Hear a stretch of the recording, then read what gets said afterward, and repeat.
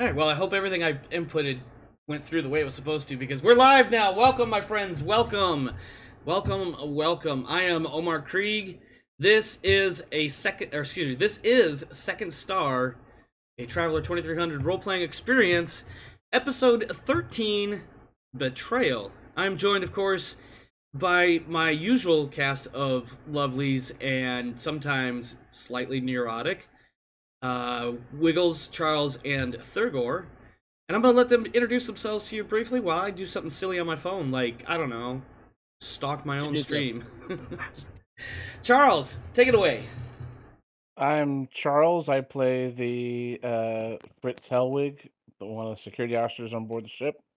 And other than that, I've had a great week and waiting for the weekend. That weekend that never shows up when you need it and disappears long after or long before you're ready.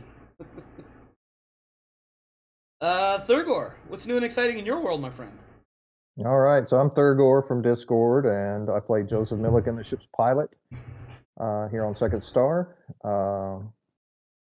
Been another quick week for me. It seems like it was Wednesday just yesterday. Yeah, the Wednesday last week when I was like, can't make it, working super late. Yep. But I'm making it all happen, so definitely like to unwind on a Wednesday evening with this. Oh, yeah. A great way to close out your night, right? Yep. And that takes us to Agent Wiggles with 3 G's, because there's just not enough G's. No, or cheese, for that matter. Go ahead, Wiggles. What do you got? Hi, I'm Agent Wiggles. I'm playing George Wyatt, the now acting captain of the Wayfinder. Though I don't think he's quite aware of that yet. I don't think he is either. I think we're literally on the cusp of him going, oh shit, I'm the captain now. This is not cool. I was not ready for this. I'm the captain now. Yeah, right. I was thinking that too. Yeah, no. When you get a Tom Hanks on board, I'm gonna yell at him. Look at me. Look at me. That was a really horrible African accent, by the way. I've been playing Terra Invicta, and I've been playing Noida, both terribly at it. But I keep on trying. Someday I'll get at those games. Okay, so quick story. With Terra Invicta, one of the another YouTuber, streamer, whatever you want to call it, does a lot of Terra Invicta. He's beaten the game a couple of times now, I think. He got me interested in it because he was constantly going on and on about it, showing screenshots of all of his accomplishments and stuff like that. And I'm like, all right, that's cool, that's cool, it's cool. I get the game on a whim because I'm like, I need a new game. Hold on, AP's talking about this game. This game seems pretty cool. Let me check it out. I get into it, and I think I've got maybe 3 or 4 hours of overall game time, and I'm just lost. Like, I am like, what in the shit? It's like, there's just so much information that you need to process from the get-go. Or at least I do, anyway, because of the way my stupid brain works. Like, hold on, all these stats have to mean something, and how do I get these stats to, like, mean something, and then how do I get these stats to, like, synergize with each other? Like, if I have this guy do this, is he going to be better at doing that? And then, like, how do I get from here to, like, actually throwing spaceships into the deep void? Because that's how my brain works. Currently I'm in 2037, and it feels like I'm losing. The aliens have landed in the middle of Africa, and with how the game works is like I can't just go send my troops in to go attack them. I have to either be allies or at war with their surrounding countries and move troops through them, which is kind of a little bit annoying. So I had to wait for the aliens to expand out to a coast before I can invade them. In this current game, I am the European Union, which includes all Europe and Scandinavia and Turkey and the UK. And I'm also the Eurasian Union, which is just basically Russia, Kazakhstan, Uzbekistan, and those type of countries, and also Indonesia. That's me. And I've got a lot of shit on Mars. I got a lot of shit on Mercury, and it feels like I'm just treading water, barely keeping your head up. Yeah, I thought China is, of course, being got subserved by the servants. And when I declared war on the aliens, China declared war on me, so I moved my troops to the Chinese border, which props to the AI. The AI saw me move my troops away from mainland Europe, and they invaded mainland Europe. So now I'm mad dashing my units to mainland Europe before they take over fucking Paris, which with how the game works, if you take over a regional's capital, Yep. it all flips. Yep. Yeah. That's the one thing. I think that was the one main. I'll say mechanic. It may or may not be quite the right term, but like that's the one main thing about Terra Invicta that I just couldn't quite wrap my head around. Is like, you're not really playing as a country. You're playing as influencers, and you're attempting to gain influence over sufficient amounts of people, and I'm air quoting that, in order to make them do what you want to do. And I was like, you're okay. Playing as an illegal shadowy cabal. You're playing as an Illuminati. Exactly. Yeah, even like the good guy faction, which to the devs' credit, they don't really have a good guys faction. It's because in real life there are no good guys. Yeah, the closest to the good guy faction is the Resistance, and even them, my actions aren't fantastic. It's like I'm purging, people out of government positions, and it's like the action's called purge, not gently make them go away. Not gently nudge them. No. So the spy council I'm having doing that is slitting throats and shooting people in the back of the head in order to make that happen. Exactly. Yeah, no, it's an interesting. I will say I really do like the idea from what I've seen and heard. Like, I really do like how the game is put together and everything. It's just I'm not sure if it's something like I've kind of wanted to get into it, but I don't know if I've got the mental foresight. It does have I guess. It does have. I will say once like you manage to get through the systems, the game actually isn't as complicated. There's just like the plates you have to spin. There's lots of them, but they aren't that hard. But they aren't that hard to spin. It just takes you a while to actually understand what's happening there. Yeah, exactly. All right. Well, I am, of course, Omar Cree. You can find me on Twitter, YouTube, all of that. Basically, something.com/@Omar Cree or something along those lines. Best place to find me, of course, is on Discord. The invite to my Discord server is, well, it's flashing underneath my face. It's on my socials. It's on Twitch. It's on YouTube. It's all over the place. Just get to the Discord. Because honestly, Discord is probably the best way to find out more about what's going on. And speaking of things that are going on, I'm still looking for a couple more players to join our BattleTech Mega Mech 3-on-3 League, which we will be kicking off our 30-25 season here soon. I'm looking at starting about mid-August, probably the week of the 13th of August. So if that's something that suits your boat, come on down and suits your boat. I'm not even sure if that's really a phrase, but whatever, you know what I meant. Come on down and get a hold of me, and we'll figure it out from there. Previously, on Second Star, the crew of the Wayfinder, with the help of some local security elements, managed to breach the Innsbruck station via maintenance hatch on the exterior of the station's hull and insert the ship's troops. Those troops made their way through the station's promenade and then into a maintenance area before finally reaching the main power station, only to be met by French troops who gained entry from another angle. Following the fight to retake the power station, it is soon discovered that these were indeed terrorists, and also that they were members of the organization calling itself the Empire of Mankind, as evidenced by the fact that video footage was being broadcast to a remote location off-station and later released as a public statement. Excuse me. And in that statement, the Empire of Mankind has made some very broad claims about how it is the only true power in human space and how only they can protect humanity from any threat, and damning the local French forces for their inability to intervene and resolve this situation in a timely manner.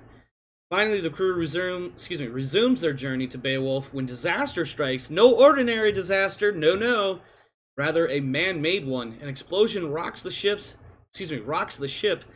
and disables command input, leaving the ship stuck on its present heading straight for the planet Beowulf. Worse yet, Captain has gone missing, along with a member of the engineering team, and the situation grows dire for the crew and ship.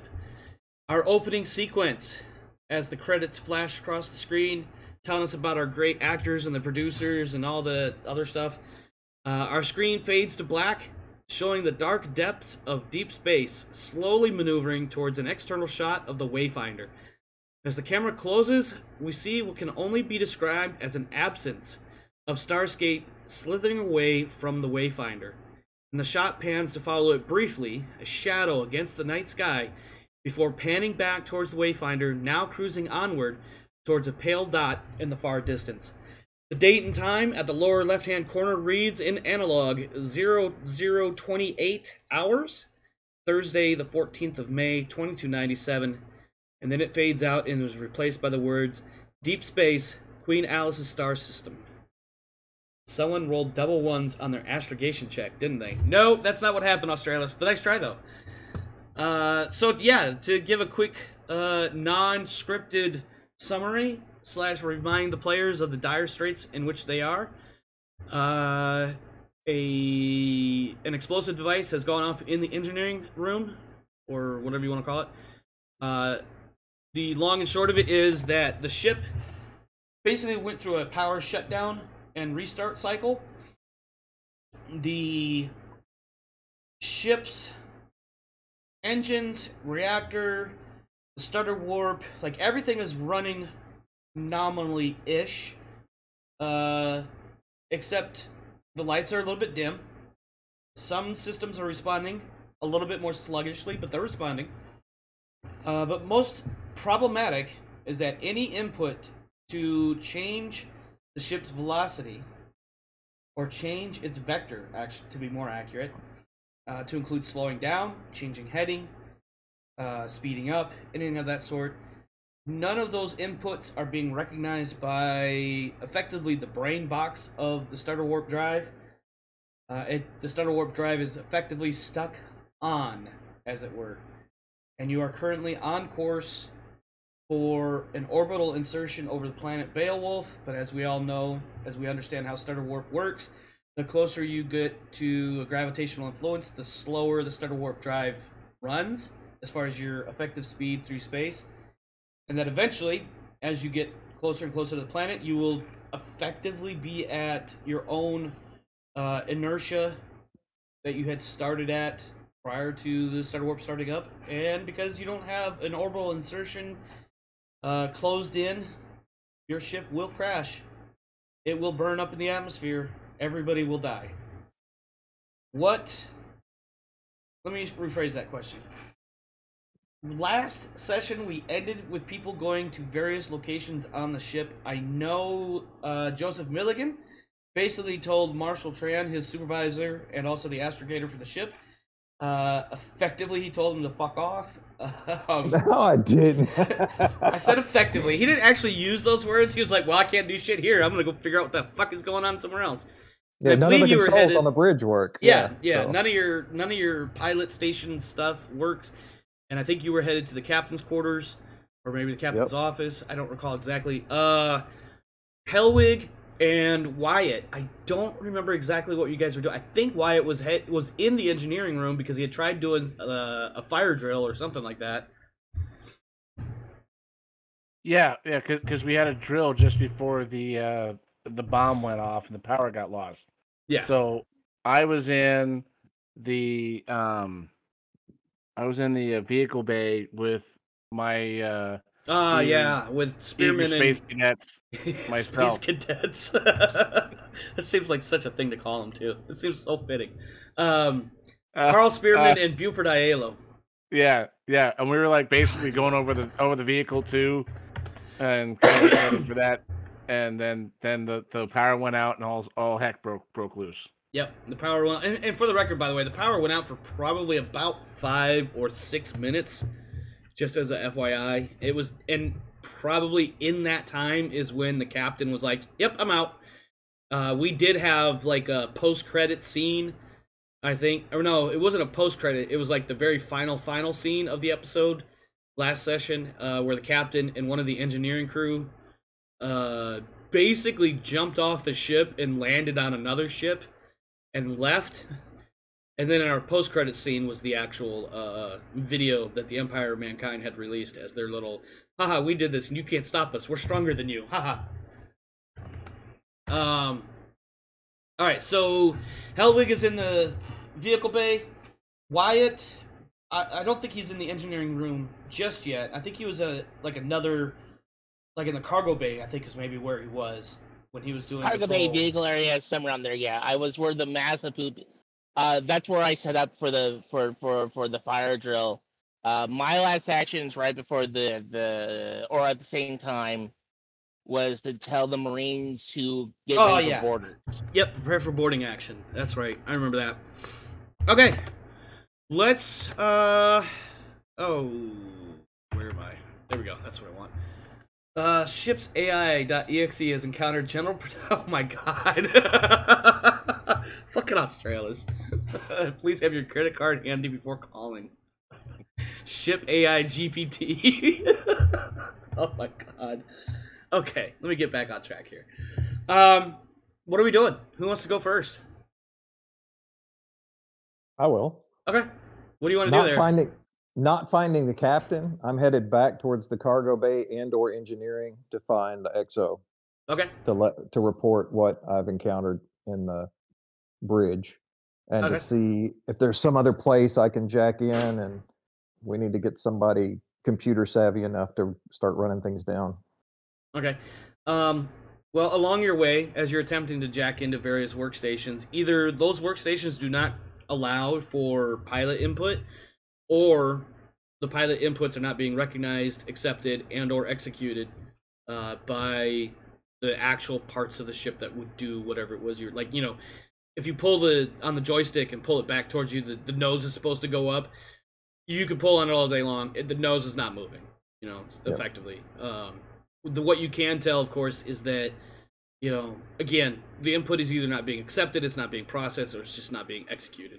Somewhere along that way, the communication lag, or not lag, but the communication just doesn't go through.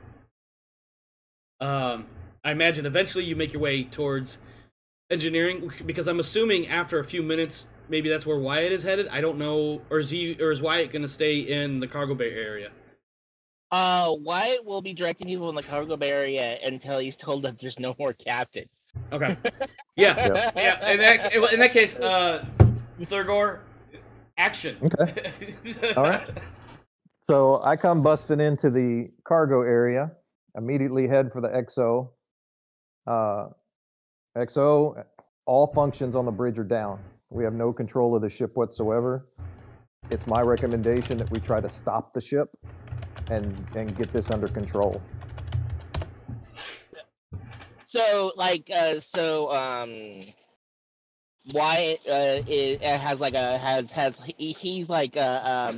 he's kind of floating in my transmitter, right? He's kind of floating onto the station, right? He actually has like a data pad holding with his hands and also with his feet as he's directing people on the course of the emergency, right? He's really using his genetic modifications for his prehensile feet here.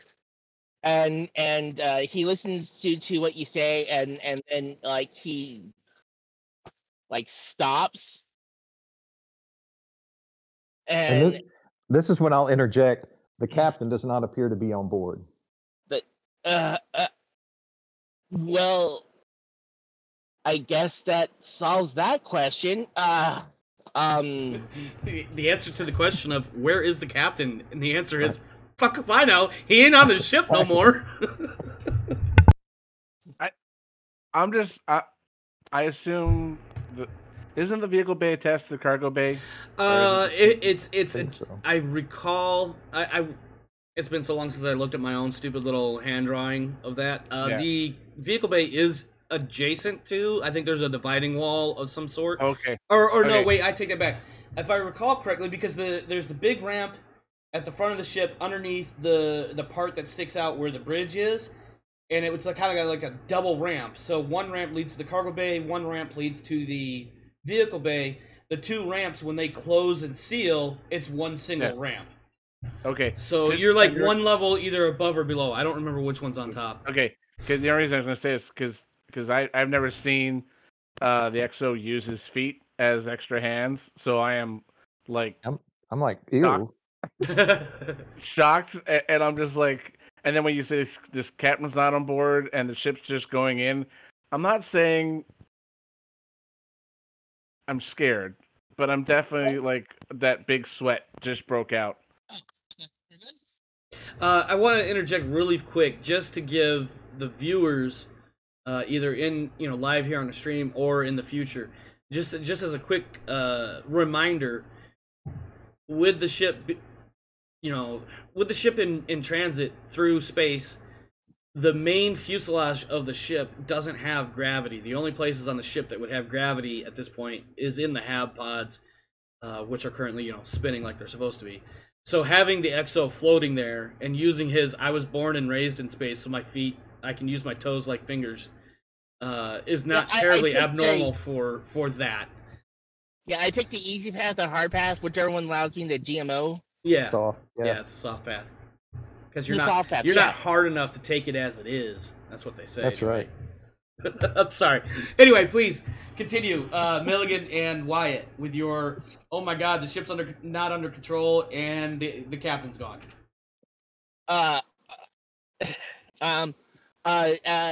He pauses and he's trying to go through the mental checklist of who to pass off the responsibilities to, which I guess would be like either like the master crew chief, right, to take over the organization of the emergency effort. Yeah, the chief of the boat. It's not.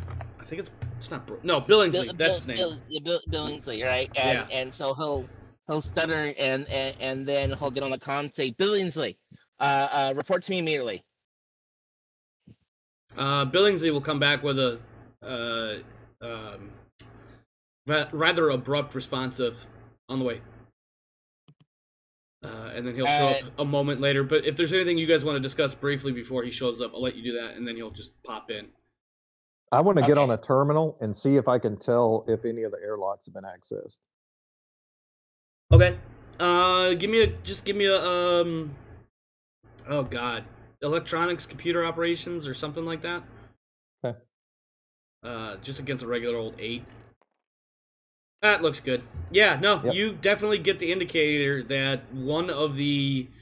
So, if you've got the bridge at the topmost, forwardmost part of the ship, similar to the cockpit on a 747, and of course you have the boarding doors that are just behind the cockpit, using that kind of framework, there are a pair of airlocks. I'm kind of jumping all over the place. So on this ship, you've got the bridge.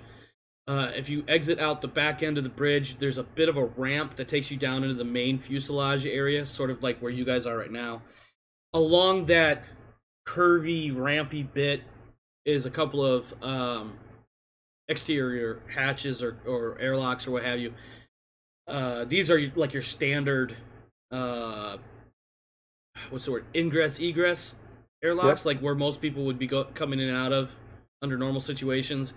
And yeah, you do get the indication that the port side, the starboard side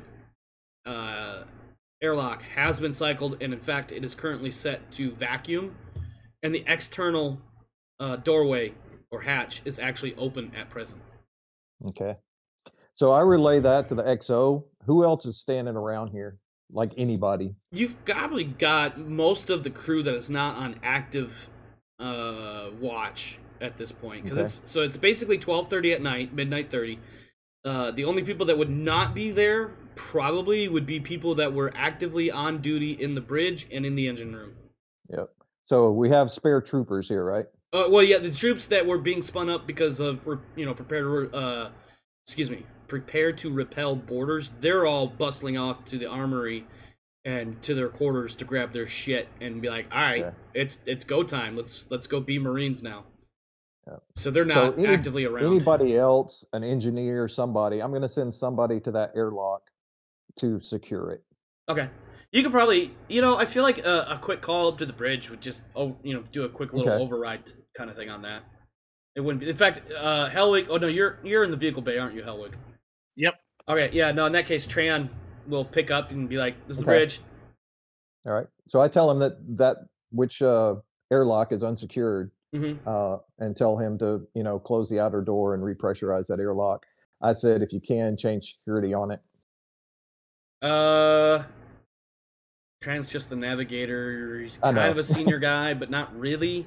Like, as far as the ship's complement goes, he's kind of a senior guy, but his rank isn't very high.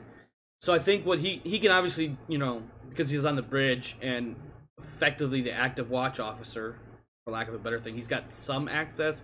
So he could definitely secure the hatch and recycle the airlock so that, you can walk into the airlock from the ship side and not get sucked out into space.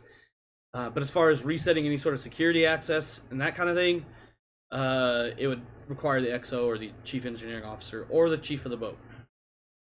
Or the captain, but that's kind of a moot point. Okay. And at that point, I'm going to tell the XO that I'm going to head to engineering and see if I can be of any help down there. Roger, Wilco. Roger. All right. So I head that way, and I'm looking for his wife when I go down there. Yeah, and his wife, just to be clear, I think everybody knows as far as the players go, but just for everybody, Alia Wyatt, who I may have actually been using the wrong name for a while now. Anyway, Mrs. Wyatt is the chief engineering officer of the ship. The engine room is her baby. And she is there, and she is in, like, full-on diagnostic mode. Excuse me, directing traffic in the engine room. Everybody's in, all the engineering people are there, all 6 or 7 of them, except for the one that left with the captain. And when she sees you pop in, she's like, "You're a pilot. What are you doing down here?" Not that abruptly, but like there's definitely I'm very much distracted, and you're part of my distraction right now, so I need to handle this and get done with it so I can get back to work. I just very plainly say we've been sabotaged.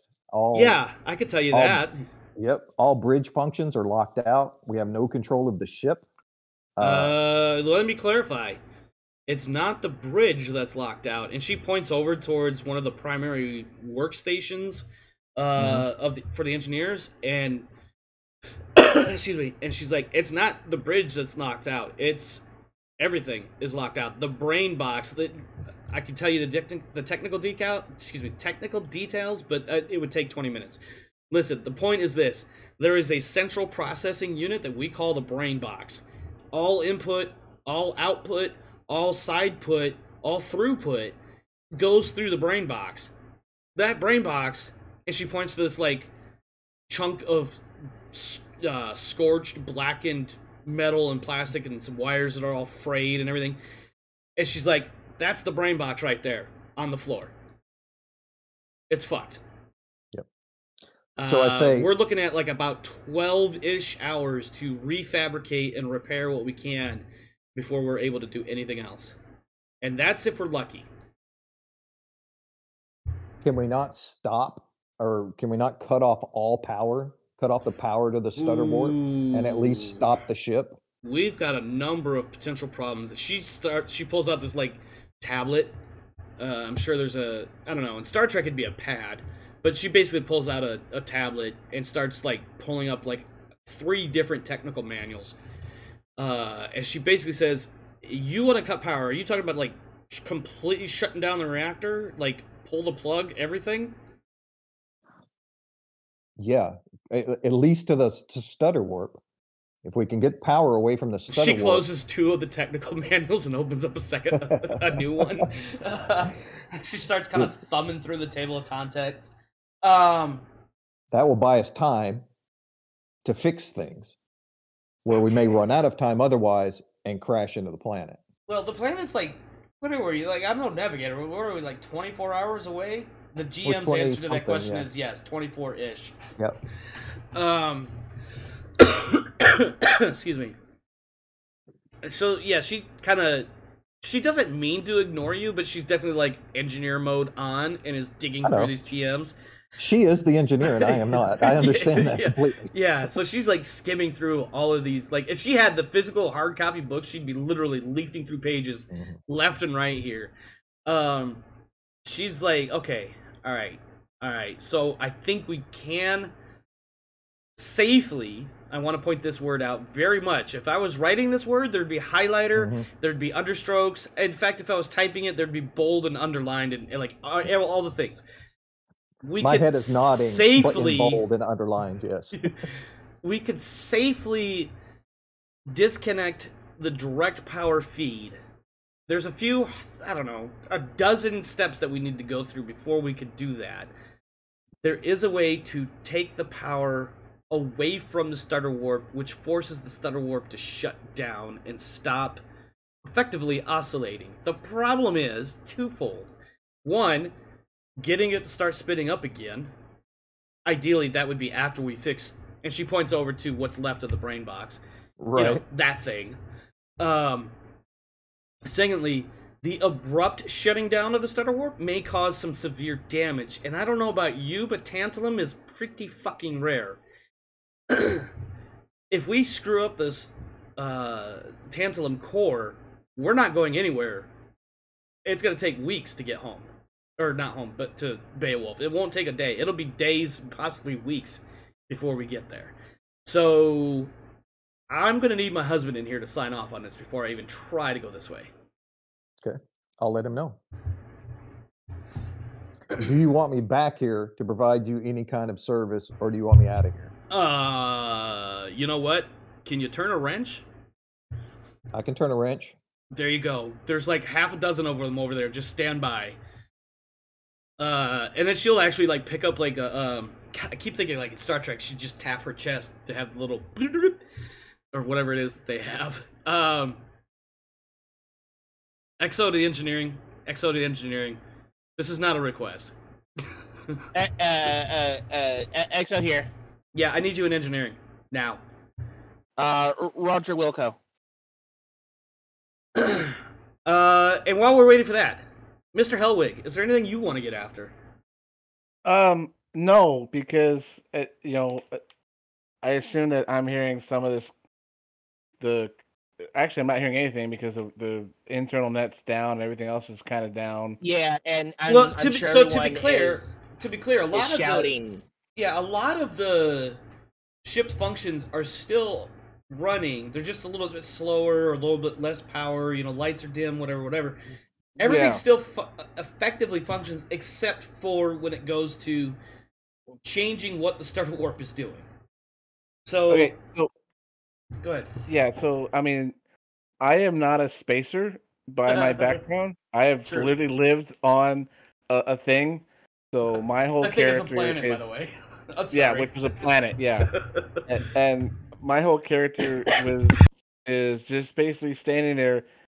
I'm not saying I have to change suits, but I'm not change suits. But it's starting to get really damp and musty in here. Yeah. And that's all just sweat down the front. Yeah. Let me throw this one out there for the good of the group. How much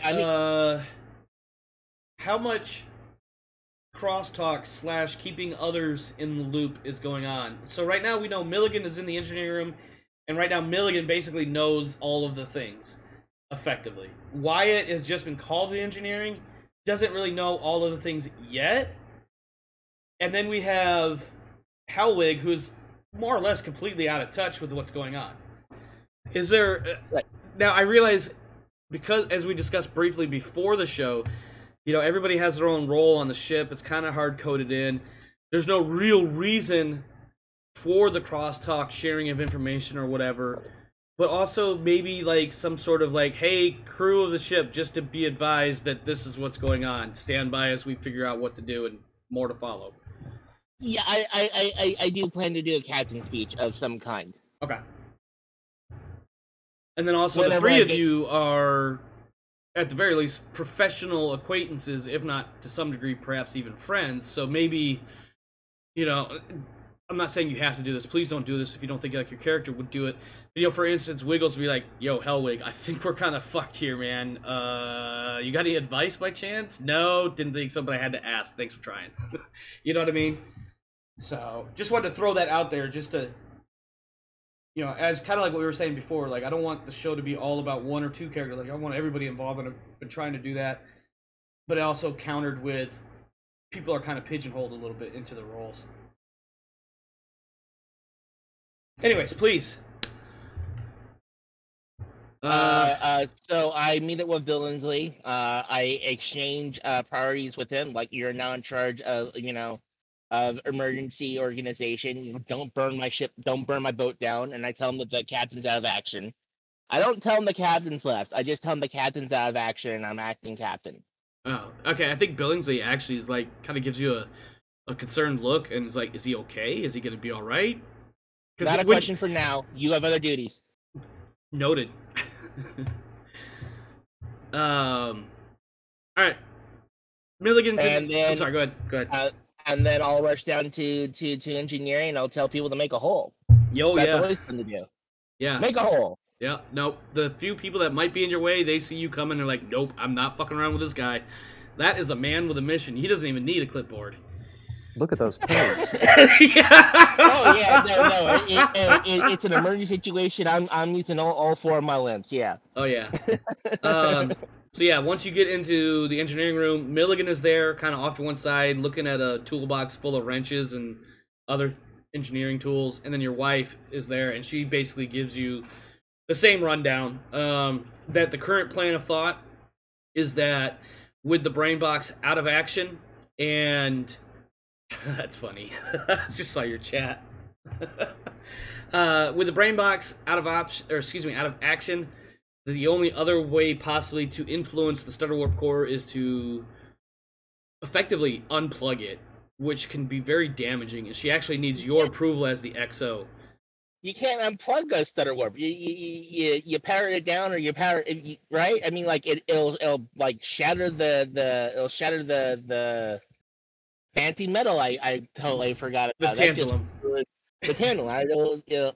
So I think what she'll do is she actually has 2 tablets in front of her now, and on one she's got one technical manual about like power systems, and then on the other manual it's all about the Star Warp core itself, like how it operates and everything else. And she's pointing. I think with your engineering background, you might be able to keep up with her, maybe not. But she starts pointing out. Way better engineer. Oh yeah, she starts pointing out like 17 different pages between the 2 manuals, in like half a dozen different paragraphs and everything else. Where if she does this and then this and then this, and if we're lucky, if we do that, if we time it right, we do this. And she basically has got this plan put together already. She just has no idea if it'll actually work. And in case it kills everybody, she needs it on record that you were okay with this. Not literally kill everybody, by the way, but like... Here's an idea. What if we blow every gas and liquid on the ship on the same side that nudges out? I speak up and say that was a secondary idea. To somehow change the attitude of the ship by either. Yeah, we just need to nudge we just need to nudge our heading by a few degrees, and we'll miss the planet. Right now, we're in RKV, and we'll definitely die, but we'll also be a nuclear explosion in the upper atmosphere. Yeah, those are bad. And that's going to kill a bunch of people. Yeah, not just the 20-something people on the ship. Right. Yeah. No. Yes, no, 100%. We can't kill a fucking colony. No. I prefer if wishes for hand jobs, I prefer the I would prefer if the back of the ship wasn't broken. I'll get the navigator to do the math on whether or not we have enough propulsion on board to nudge the ship. But you work on this. Okay, so she gives you... I'm going to GMify it, because she's going to give you the engineering answer that I could never come up with, so I'm going to give you what the GM's going to say. So in order to get the ship back under control, it's going to take 12 hours minimum. Let me get to my notes. It's going to take 12 hours minimum time to... Let me back up and start this over. Where am I? That's the one I need. Alright, so this is what we need. We need 2 skill rolls. They're going to take 12 hours to complete between the 2 of them. This will effectively repair the brain box, or in this case, pull out the parts that are still salvageable and usable, put them in with some makeshift shunts and whatever else to make something work.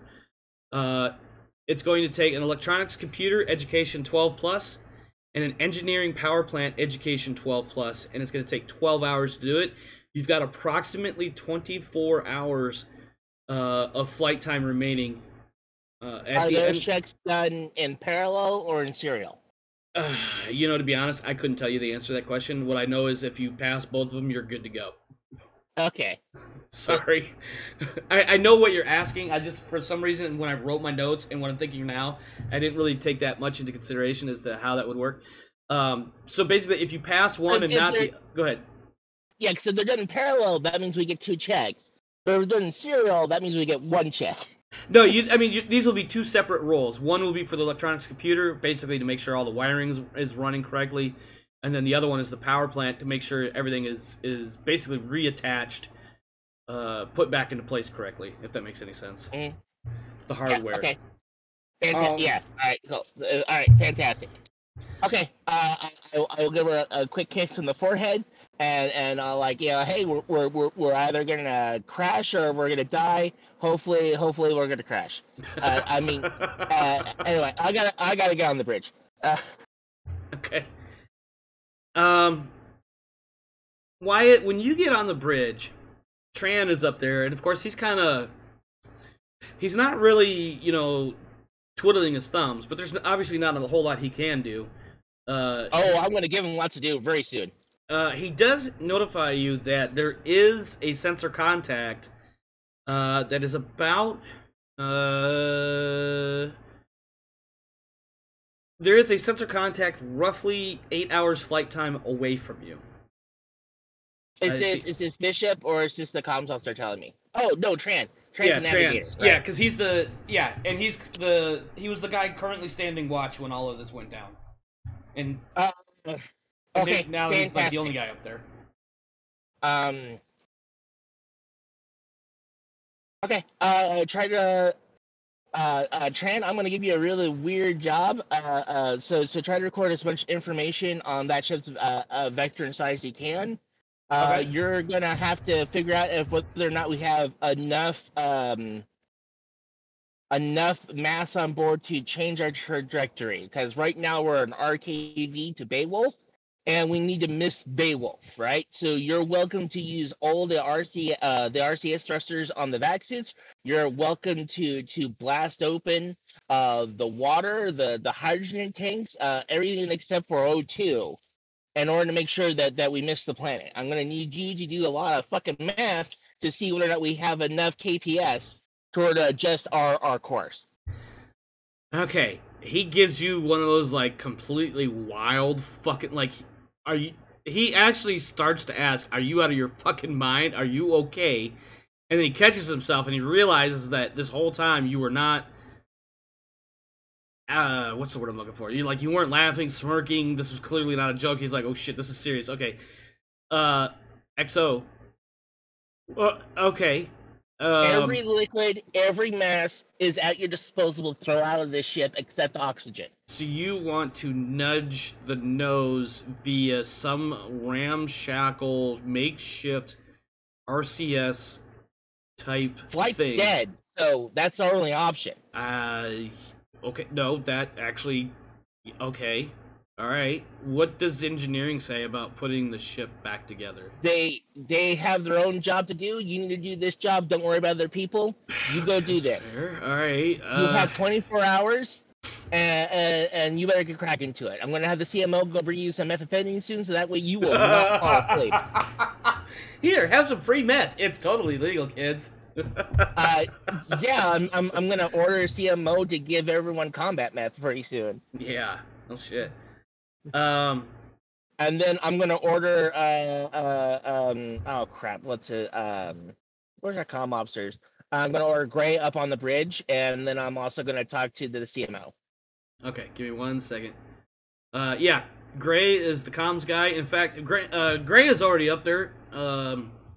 At some point in the last 20 minutes or so, he's made his way back up onto the bridge. Gray actually speaks up. She's like, XO, well, 1, I'm right here. Hi. 2, sir, I've got some survey shuttle hailing us right now.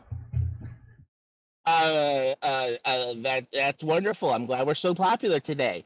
Initiate Sorry. I'm sorry. I'm laughing at your comment. That's me, not him. Please initiate an SOS. Get me in contact with Beowulf traffic control. All right. I'm not gonna do math here. Let's just assume it's at least a couple. Like, oh god, 24 hours. It's about an AU out. About an 8-minute turnaround, or 8-minute one direction, I think. Yeah, that's fine. So in my first So- outgoing message, I'm going to tell them all the information I pertinent to, and I'm going to tell them what our current course of action is, and then I'm going to also forward them the ship that transpotted, and I'm going to tell them that this is the pirate that attacked us. Tran actually, or excuse me, Gray actually wants. He actually starts to raise his hand. He's like, actually, sir, the ship that's hailing us is the survey shuttle that's roughly 8 hours out, and they're hailing us again. One, I'll get right on that SOS message, and there it goes. Brief synopsis of the situation and the plan of action on the way. Estimate 16 to 20 minutes return time. Secondly, Fantastic. survey ship is hailing us again. I've got a senior science officer, Violet Discombe, trying to reach the captain of the ship. Yeah, no, that's fine. I got other stuff to do. Sir, you are the captain. I am the captain. That's very good. Thank you for reminding me. Fantastic of you to realize that. Do you want me to take this call for you? I will take this. No, give me 1 second. Do we not have? Oh, I guess we just have the physician assistant. We don't actually have someone called CMO on board. Am I missing that? Yeah, his actual It's just Hoffman? physician's assistant is his rank, but for all intents and purposes, he is the senior medical officer, so he would be the CMO. Right. But yeah, All right, Hoffman. so bridge to Hoffman. This is Hoffman. I don't know if I'm gonna Hoffman- need you. I'm sorry. Go Yeah, ahead. I'm gonna need. I'm authorizing you to give funding to the crew. We have an emergency that's gonna exceed 12 hours. I need everyone to be awake for at least 30. Okay. As needed, have the individuals that require it the most start cycling through the office. Or, not Roger, office, sir. but through the sick bay, I guess. Roger. All right, Greg. Come put them on screen. Alright, so this one does have some time delay. It's noticeable, but it's not terrible. So I'm thinking like 4 to 6 seconds or something silly like that. But anyway, you get a woman on the screen. Probably like on your little workstation, because this isn't Star Trek. Oh. Well, you don't have like a forward view screen on the front part of your bridge. We're not. Our Budget doesn't listen. Our budget doesn't allow for that. It. Okay, we get little faces on little screens. We get this young lady, probably late 20, early 30s, short cropped hair, and she speaks up. She says, "This is Senior Science Officer Violet Discombe of the." Oh, I never actually gave this ship a designation. Anyways, of the survey shuttle that is out here in deep space, kind of near you. Well, first off, we just noticed you just flipped on your SOS transponder. We are currently preparing to maneuver to rendezvous. I was calling, however, because we noticed that your drive what's the word I'm looking for here? Your drive signature doesn't match your what's normally on file for a ship of that class. Is everything okay? No, our SOS is on, as you previously noted. Yes. Can you tell me what's happening? It's going to take us about 8 hours to rendezvous, but we can provide assistance. But if you give us some sort of heads up, maybe we can have a plan in place by the time we get there. Our ship has suffered sabotage and active piracy. The captain's out of action. We're currently in our RKV en route to Beowulf. We cannot slow down. We cannot change course. Excellent. Let me pull up our schematics that we have available well, maybe we don't have. I don't know. Listen, let me talk to my engineer. See if we can come up with 8 hours out. We'll be rendezvousing. We're matching speed now, so give us some time. We'll be there shortly. We'll get docked and see what we can do to help out. Okay. And then after that's done, I'll start doing one of those like a message to the entire ship thing. Okay. Yeah. Gray closes that message and then says, "Intercom's on, sir." Or well, he wouldn't actually say that because then everybody would hear that. He kind of gives you that little finger gun look. This is Acting Hyatt George Wyatt. The current captain is currently out of action. I've assumed his duties on board the Wayfinder. We're currently experiencing a major emergency. We no longer have flight control, and we're stuck at superlunar velocity, heading toward the Beowulf. We have approximately 24 hours before we hit the planet. We need everyone on board to stay up during this emergency. If you start to feel drowsy, please head towards a medical page or to get a methamphetamine shot. Everyone listen to your duty captains. Everyone try to be mindful of everyone's dispositions, and everyone just try to work. Remember that working slow is working smooth, and working smooth is working fast. If we stay calm, if we stay collective and be creative, we can get out of the situation. And he'll cut off and then he'll turn off the Yeah, Gray gets the subtle cue and flips the switch off, and he says, and then he looks to the captain, or to you, Wyatt, and he says, "Sir, may not be my place, but we have ship's troops with not much to do. Maybe they can help with some of the damage control, or just help keep people in line, keep them focused. I don't know." And then as soon as he says that, he realizes how dictatorial that sounds, and realizes maybe using the ship's troops as a police force like that is not the right answer. He's just like, you know what? No. Never mind, sir. Never mind. No. Bridge to Hurst. Oh God, who's Hurst? Oh yeah, Hurst.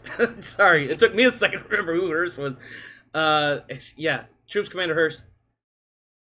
We have an inbounding survey ship who said they're going to come to help us. This seems incredibly convenient due to our dire circumstances. When they come on board in approximately 8 hours, please vet them aggressively. Vet them aggressively. Aye, sir. It appears that we're no longer being boarded. Please dispense the troopers to help with the ships in this dire circumstances to the best of their skill set. I think I'll send them to the mess hall and start making sandwiches or something. If that will keep the rest of the crew engaged, and my guys can also have something to do and out of the way. Yeah, busy hands prevent us from fucking up. All right, thank you, Hurst. Bridge out. I literally just made that shit up right on the spot. I was like, ooh, what could ship's troops do? Oh, you know what? They can go get sandwiches and drinks and keep the actual crew engaged on their crew duties. I mean, honestly, delivering food and drinks, well, so they don't have to leave their workstation, it is helpful. Yeah. And it keeps the ship's troops themselves engaged in something, so they're not fucking off somewhere screwing shit up. No. Your sensors person, whose name is escaping me at the moment. Oh, Yvonne Bishop. Yeah, your sensors person who heard your. You said something to the effect of that this survey ship is awfully convenient. She does point out that this survey ship is actually a flex ship assigned to Beowulf that will do routine survey runs within the system. She does note, of course, yeah, it is convenient that they were out here, but also good that they were out here.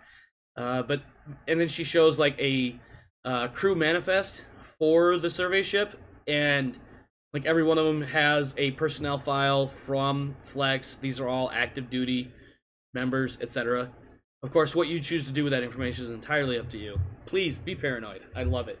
All right, Bishop. Bridge crew, I'm about to say something which has to remain aboard this bridge. If you speak out of this, I will court-martial you. Bishop, the captain went AWOL and vacated the ship. I need you to either find another ship which... Don't ask questions, listen to me.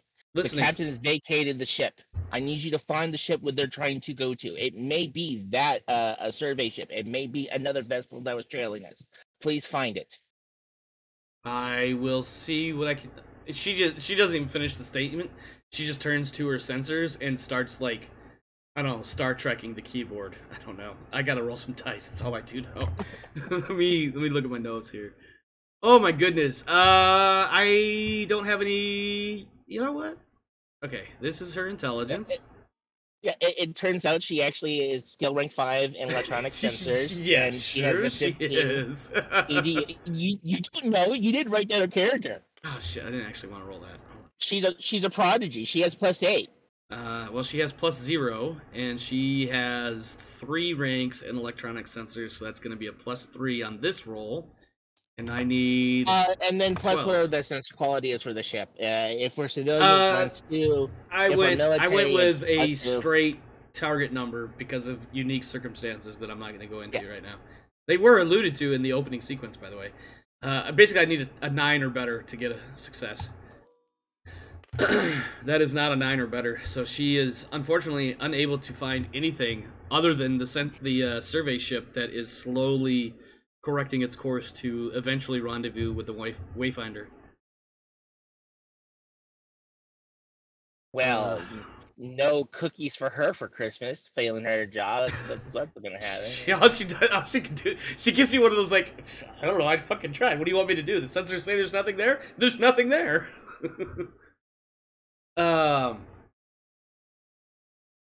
Jesus. I didn't know the Wayfinder had an NKVD commissar. To paraphrase Enemy at the Gates, the first engineer takes the gas mask. When the first engineer dies of acute radiation poisoning, the second engineer takes the gas mask. Oh my god. Fucking Australis. Oh man, I imagine Charles is just memeing it up in our chat channel too, huh? You don't even want to look at it. I don't? You get derailed. Alright, so here's a recap or a synopsis or situation update, whatever you want to call it. We've got a survey ship that has promised to give some assistance that is about 8 hours out. We have an engineering crew working feverishly on trying to fabricate and or replace blown out parts with better parts, you know, i.e. serviceable parts, to reinstall something of a brain box. We have the navigator attempting to do an extraordinary amount of math to figure out how much pressure out any particular nozzle could create enough of a change in the ship's velocity so that it misses Beowulf. What did I miss? I feel like I missed something. Oh, and we have Hellwig kind of chilling in the vehicle bay because he doesn't know what else to do right now. We have Hellwig just playing some jujutsu. He's playing, yeah, you know, he's playing Sims. No. He's effectively just kind of curled up inside. He's sitting in the vehicle. He's sitting in the driver's seat of the vehicle, going, "This is not fucking cool," and he's rocking back and forth in a seat that doesn't rock. He's just like, "This is fucking bullshit, man. This is not fucking cool. Why the fuck did I leave Innsbruck? Why the fuck did I leave Ogoro?" Yep, exactly. They didn't talk about this at training camp. It's all gonna be okay. All they ever said was space was big, planets are small, you'll be fine. Here I am, fucking dead arrow course to a fucking planet. People have been doing this for 300 years. We've been okay. Alright, shall we move up our timetable a little bit? Or no, sorry. Please, go ahead. I'm not wrong. Like, we are like essentially a planet killer, right? We're gonna hit through this atmosphere going really fast. No. Even if the stutter warp is turned off, we're still going really fast.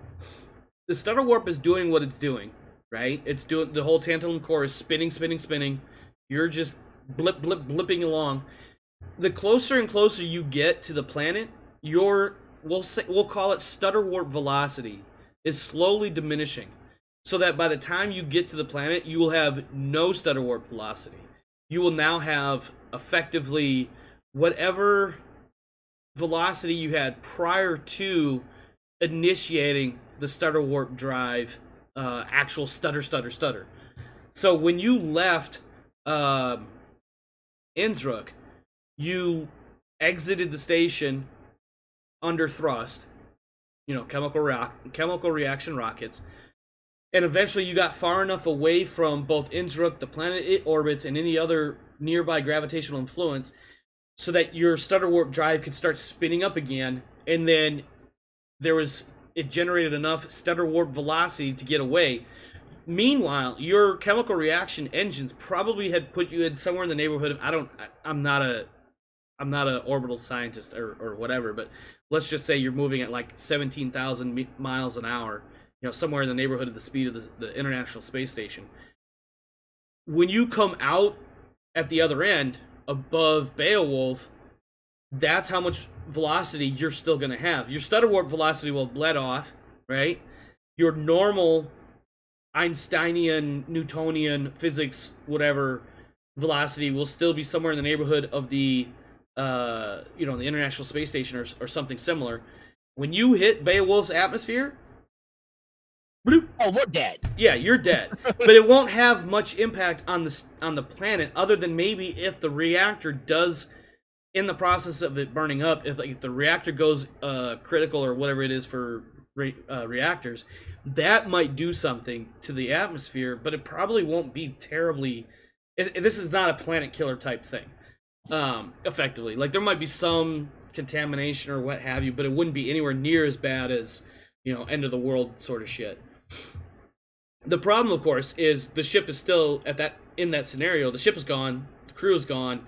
You guys are not even ashes sprinkling down onto the planet's surface. You're just burnt up in the atmosphere. It may be a slow burn, depending on trajectory, orbital insertion, and all that. Way better than last night's stream. You're right, Rev. This is way better than last night's stream. Only because last night's stream didn't take place, and this did. So, shall we bump it up a bit and move up to where we are ready for some rolls, or actually wait for the rendezvous with the survey shuttle? Or is there anything else that you guys want to do? I got nothing. Let's move it. Milligan or Thurgor? I don't have the particular skills that she listed off. I mean, I have mechanic, but I don't have the ship-specific skills that she rattled off. Do I need the electronics, computer, and engineering power plant? Yeah, that would be on her team. Okay. Oh, So I does mean, she you still could. need me there for mechanic reasons, or I think no? narratively, you can be there. You're just not really affecting the outcome of the role. Like, you're there to help. You could pass wrenches. Listen, hold the light. I said hold the light right here. Oh, I'm not doing that. But at this point, like, you can get in there and turn a wrench, but anything more complicated than that, because you're not really much of an engineer, you're gonna start getting in the way more than you are anything else. Right. All right. So, any objections to moving to the rendezvous with the shuttle? Do it.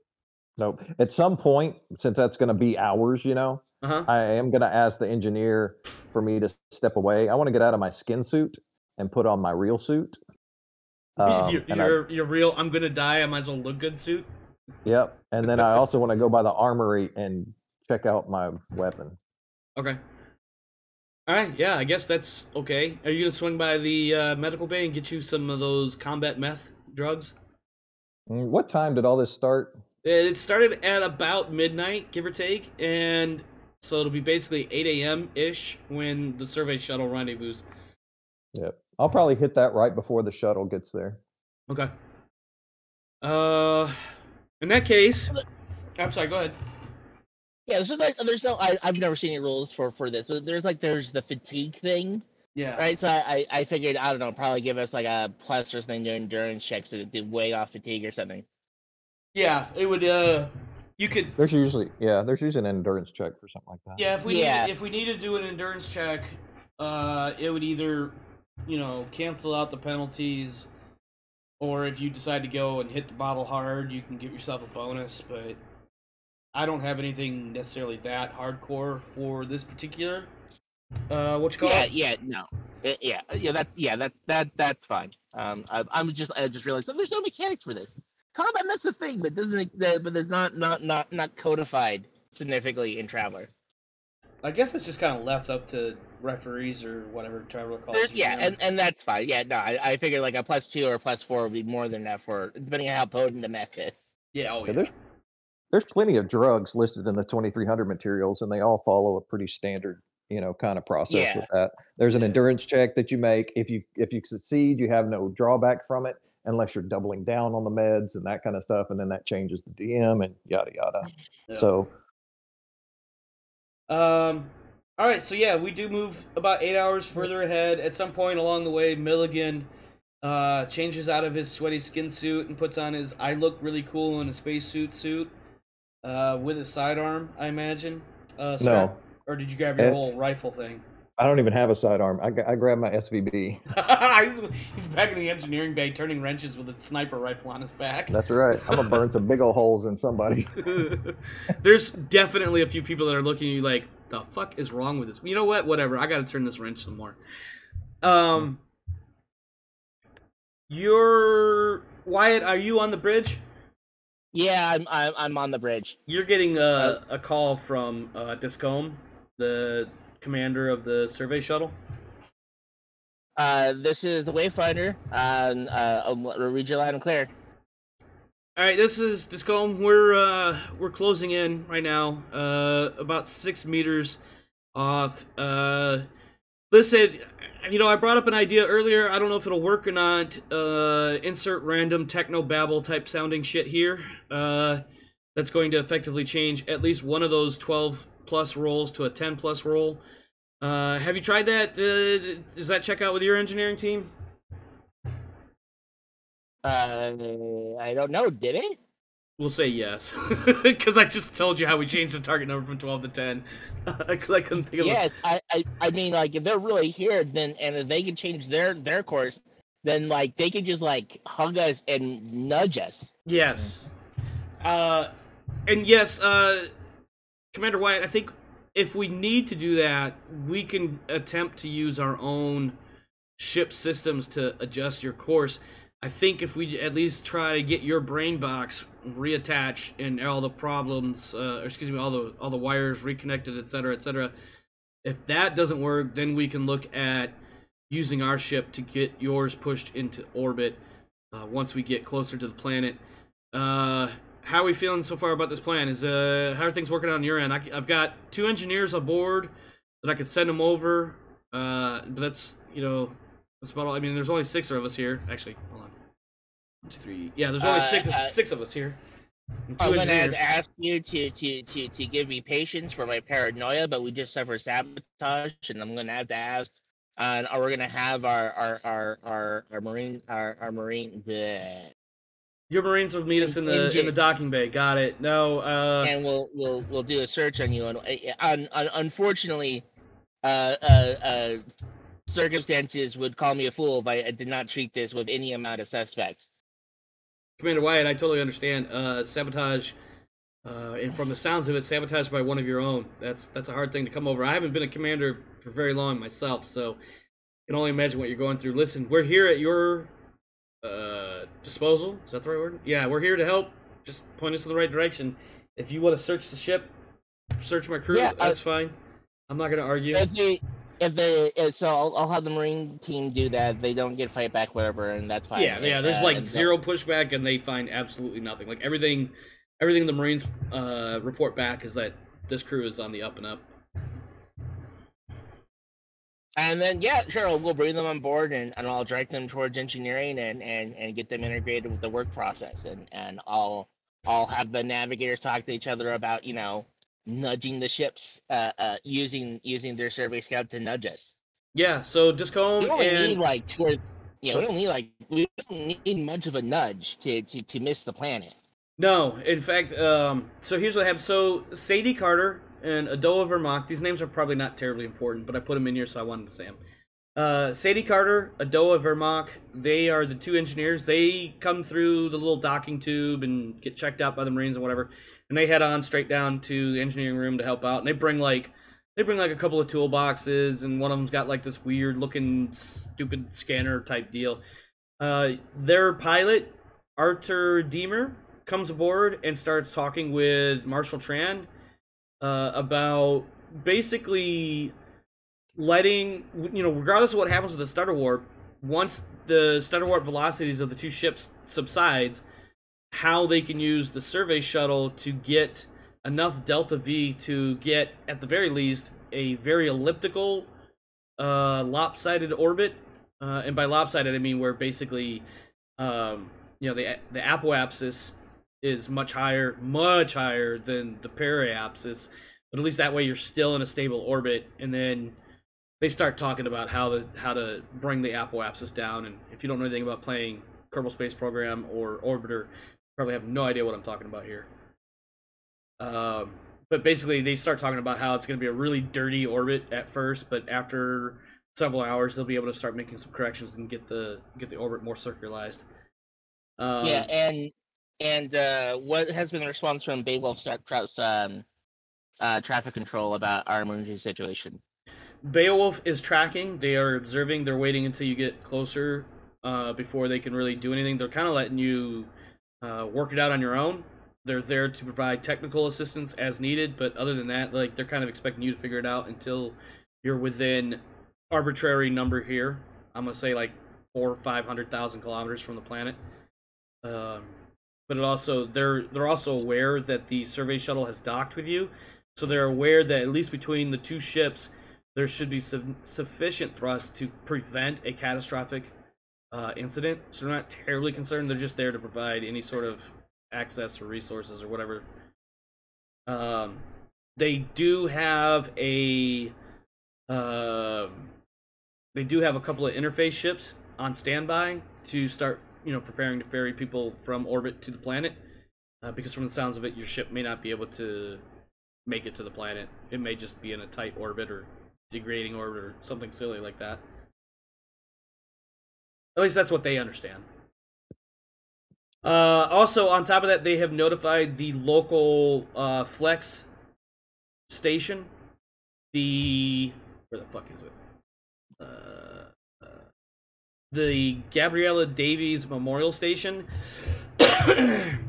They have not yet received word back from Admiral McTaggart or Captain Heppenheimer, but they are the local Flex senior officers. You guys would recognize these names.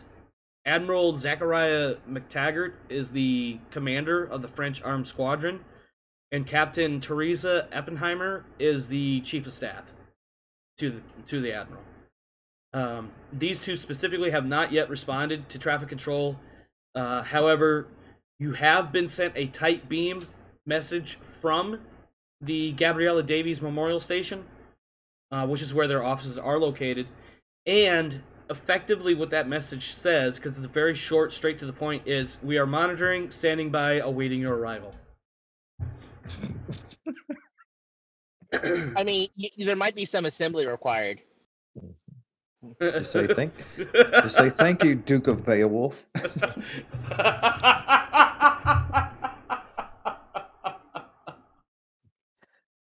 Wow. Some foreshadowing there, if ever I heard any. Usually it's the author that provides the foreshadowing, not the players, but whatever. Yeah. Power up the planetary defense batteries. If we get turned to dust before the planet won't be hurt. No, you're right. You're right. Nuke them from the surface. It's the only way to be sure, I guess. I don't know. Anyway, what are we doing? What do we want to do here? We're about ready for some rolls, unless anybody wants to interject and do something silly or not silly. I don't know. I got nothing left. Okay. What about you, Howard? I'm gonna go out of the I'm gonna go out of the cargo bay and tell my guys to just make sure everything's secure. I guess I'm gonna go to the bridge and see if there's anything I can help out, because I'm trying to get over my fear. But when you see me come walking in, I am very, very, very, very pale, deathly sick, and I'm definitely shaking all over while trying to drink water. Yeah, Gray is looking at you with the holy shit. What happened to you? Are you okay? Should you go to sick bay? Like, what happened?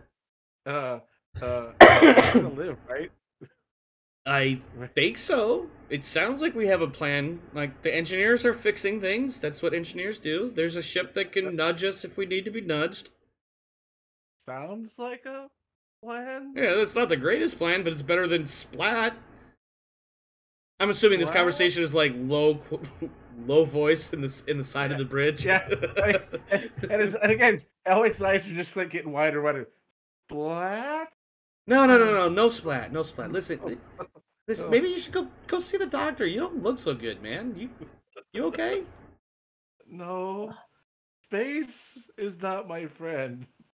And all of a sudden he rips out this loud kind of pre-vomit burp. Oh, Jesus. And he's like, I need to find the something. chem alarm turns on. I need to find something. I need to Oh, and he just rips off a glove and just goes. Oh, God, that's nasty. No, it's seriously. Oh my gosh. The stress has gotten to him. Yeah, yeah. Well, I mean, it's like hours at this point. Let's like probably about going on like 9, maybe 10 o'clock in the morning. The pale blue dot is no longer a pale blue dot. It's starting to look like a planet. Marble or something. Yeah, it's definitely starting to resolve itself as a planet at this point. I've been in engineering long enough that I think I need to at least check in with the XO to make sure if he's okay with me being here or if he needs me somewhere else. That sounds like an XO answer, not a GM answer. No, Right. find where you're useful. Don't make people's jobs harder. Don't do what? Find where you're useful. Don't make people's jobs harder. Right. Doing my best. All right, so let's figure out who's gonna roll what here. I need. Well, first we have electronics, computer, education, 12 plus, or excuse me, I'm sorry. Let me back up. So both of these roles are going to be a 12 plus. We got electronics, computer, education, or engineering, power plant, education. One of these roles can be reduced to a 10 plus. Because of the assistance from the engineers from the survey ship. Let me double check my notes, make sure I'm reading this right. Yeah. Okay, now, with that said, one of these roles, let's do one from Wyatt and one from Milligan, but not so much Milligan or Wyatt. It's going to be Mrs. Wyatt with her, I think she ended up with like a +3 total. I think. Or maybe it was +4. I don't remember. Like that roll. That's, you know what? We'll call that a partial success. So, and then that roll, we'll call that a success. So, total party kill. No, not quite. So I think here's what happens. We get the electronic side of it, all of the software, the wiring, all of that. That's the success. We get all of that set up correctly. I think the actual hardware installation, doesn't quite go so well. I think what happens is there is a shower of sparks that just cascades through the engineering room, and it's coming from obviously the brain box, but there's maybe a couple of major power junctions, for lack of a better way to put it, that blow out. It takes maybe another hour or so to replace fuses, repair various bits of damage, but we have effectively managed to barely get control of the ship. So let's say about noon. Let's speed it up a little bit more. Let's go with about 2 o'clock in the afternoon. After all of that, we are now at a point where the stutter warp is now manipulatable, and you still got roughly 8 hours before orbital insertion. So, what would you like to do from here? Do we have control of the ship as in attitude control and all that, or is it? You do, but I want to point out that once again that we're gonna gaslight the starter warp. I'm sorry. Everything is sluggish. Like, you input, nose down, and it takes a few seconds for that input to come in. And let's say, for instance, if you say nose down 10 degrees, it takes a few seconds before it starts, and what should have only taken a second or two to get those 10 degrees, it takes like 3 times as long. Okay.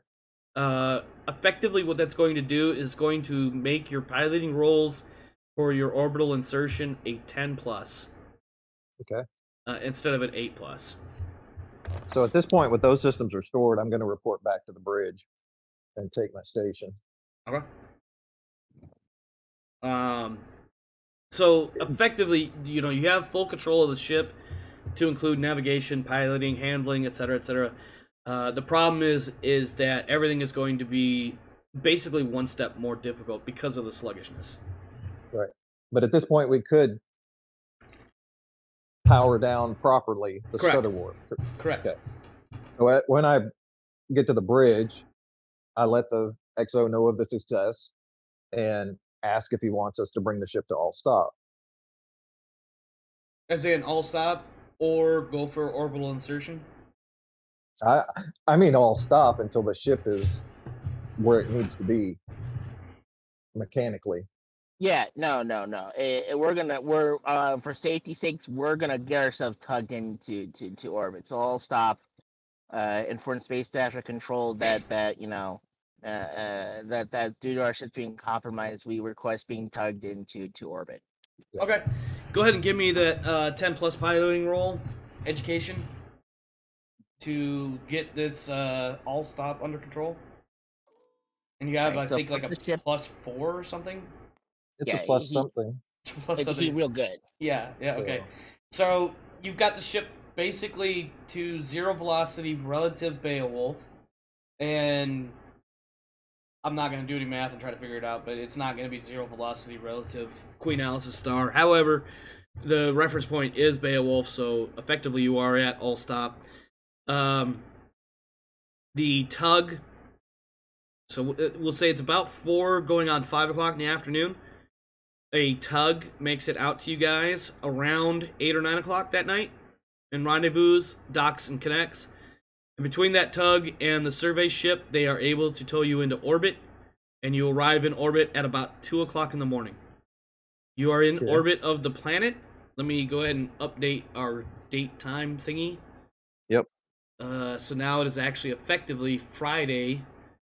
Let's see, Friday 15th of May.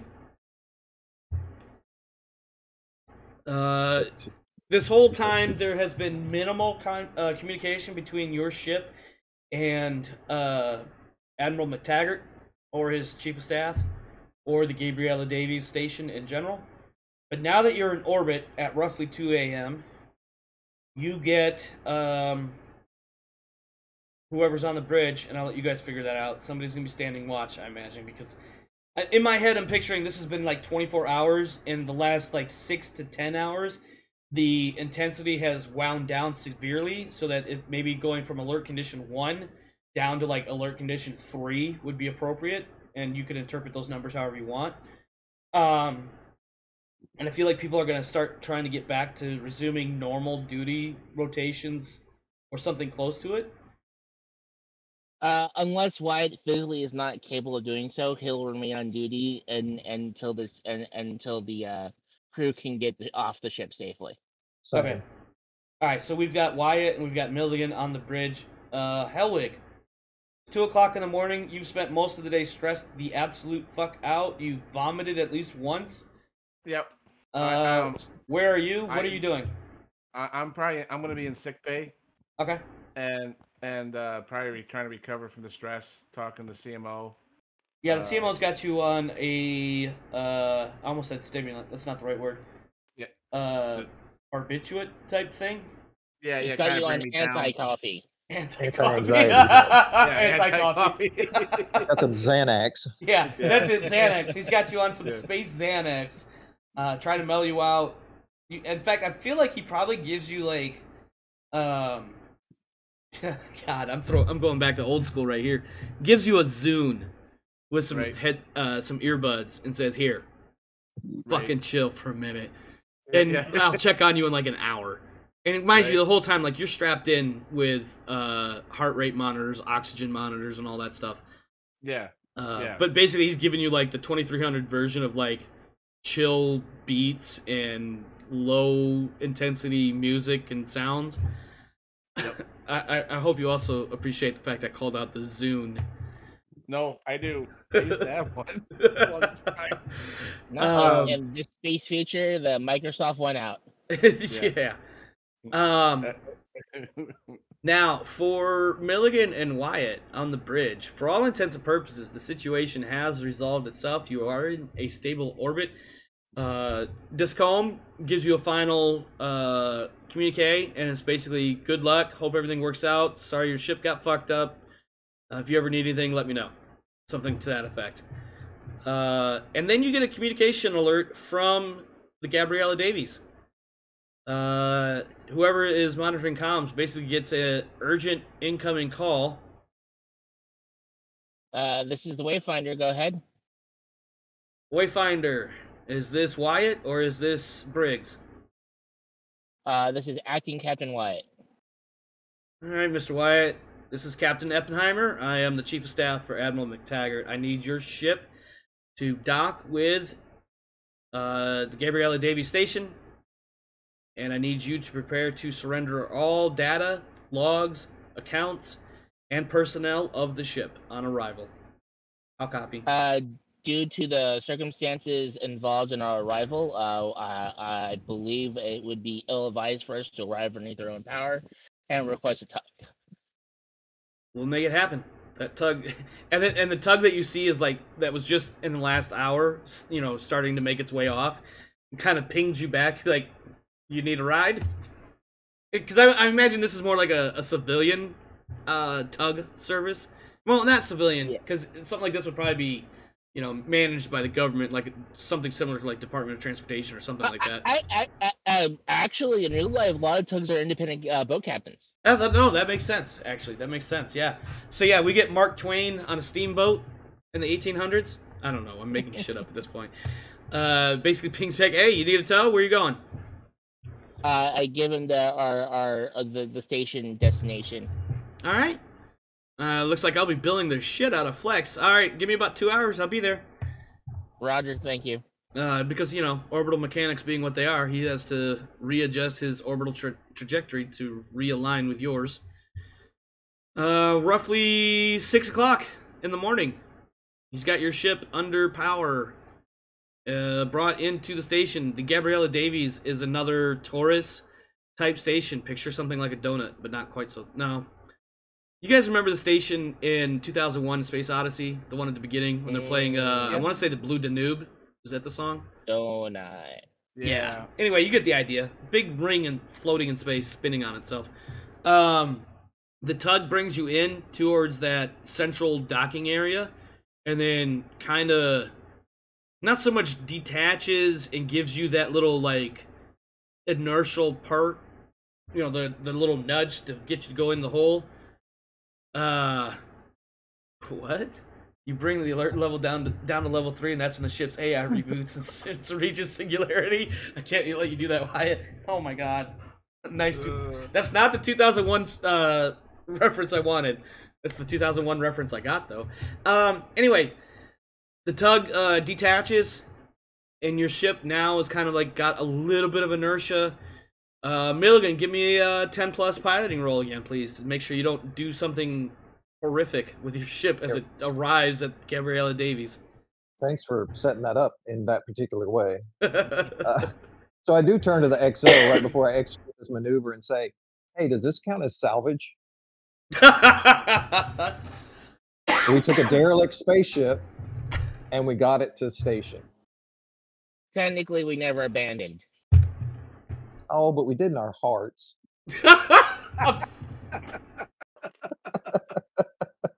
Oh, Jesus, with graceful ease.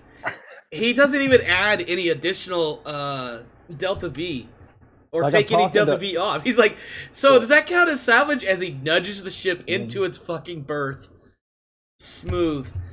As your ship is literally touching down, and there's a couple of dock workers in full vac suits, basically attaching power lines and whatnot to the ship so that you can start shutting the ship down and let it run on station's power. You can tell from the front view of the station, or excuse me, of the ship. Let me see. Where is my notes? Yeah, here we go. Upon landing at the station, a contingent of ship's troops will be in the hangar area, led by the Admiral himself. You could recognize him visually. Excuse me, because he has a name and face that you would probably recognize relatively easily. Admiral McTaggart is a tall, thin man with dark skin and plainly obvious Asian features despite his name. When he appears, he's got this look of 100% dead seriousness and exactly zero notions of any sort of sense of humor or anything. He is like all business. He is standing with his troops. There's probably about a dozen troops or more sitting outside on the hangar deck. He is wearing combat armor, and under one arm he's got his helmet, but his other hand is kind of just chilling on top of a large pistol on his thigh.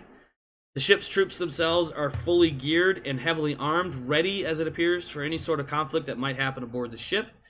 And also standing nearby is Captain Teresa Heppenheimer herself, who is also similarly, I can't say this word. She is also armored and armed with her own sidearm, with her helmet held in one hand, kind of hanging towards the back with a couple of ship's troops near her.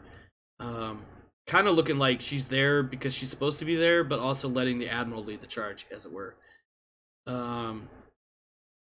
You don't even get the customary permission to come aboard or anything. Admiral Taggart, as soon as your ship basically comes to complete rest, at the same time that the dock workers, or whatever you want to call them, are hooking up auxiliaries and umbilicals, he's already up at the hatch, punching in some sort of override code and coming aboard. He doesn't even do the whole traditional permission to come aboard. He goes straight to the bridge and says, "You must be Wyatt."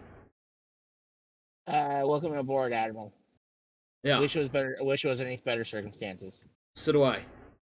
You do understand that I now am going to be detaining your entire crew. I will be seizing all accounts, all logs, and all files on board this vessel.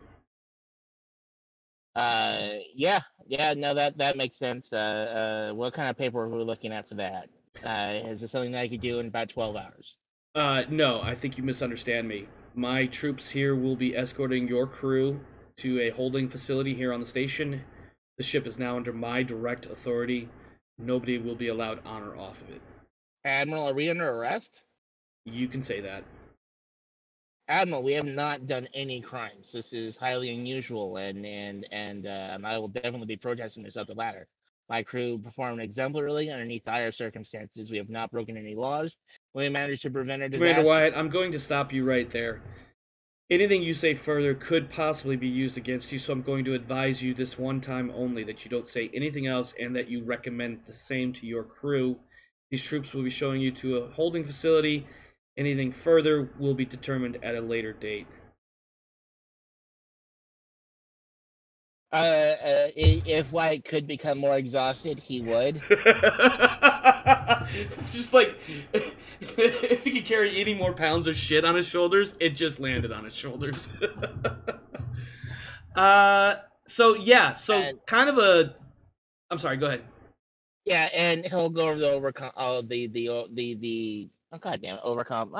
Intercom. What it's called? Intercom. You were really close with overcom, though. I'm gonna give you credit for that. I don't know. Some future story I write, that's what they're gonna call. They're gonna call it the overcom. Anyway, and he advises the ship's crew to do as directed from the admiral. All right. Yeah, and at this point, everybody starts getting let out, not in cuffs, but weapons are at the ready. Ship's troops are mingling throughout the crew to gather everybody up, pull everybody off the ship.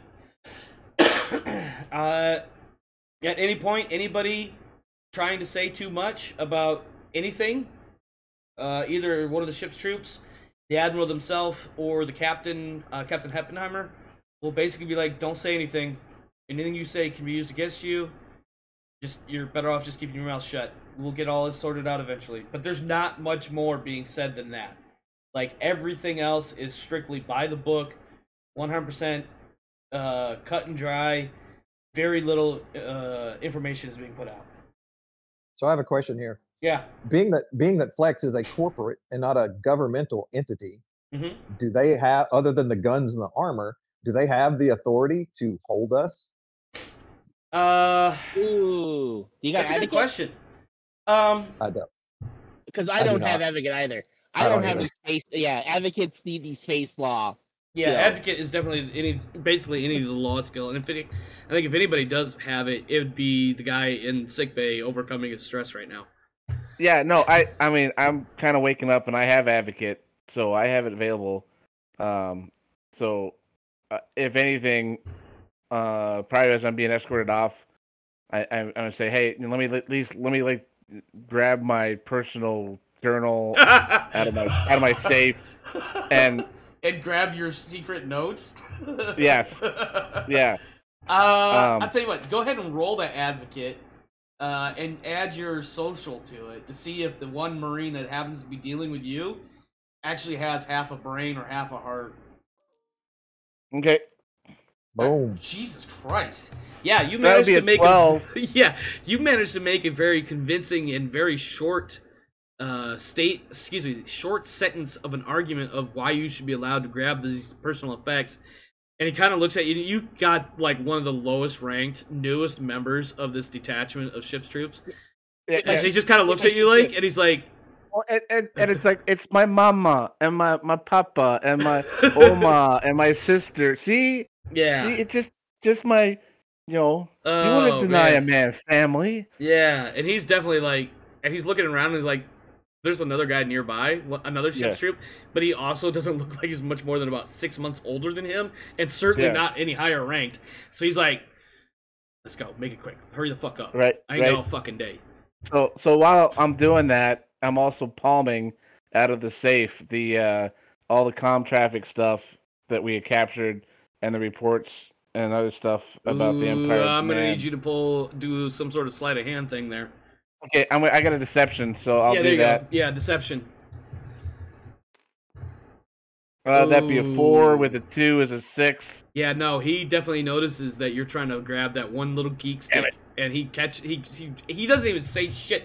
He just reaches right over and he grabs your wrist. He's like, "What the fuck is that? Get the fuck out back in the hallway. Let's go." He doesn't say anything else. He's just like, he doesn't even grab it. He doesn't even care what it is. He's like, "No, you said grab your personal shit, some pictures, whatever. Get the fuck out in the hallway. Let's go." Alright, so I slam shut the safe and spin the lock and walk out. Because, goddamn it, if I can't take it, I don't want you fuckers getting it.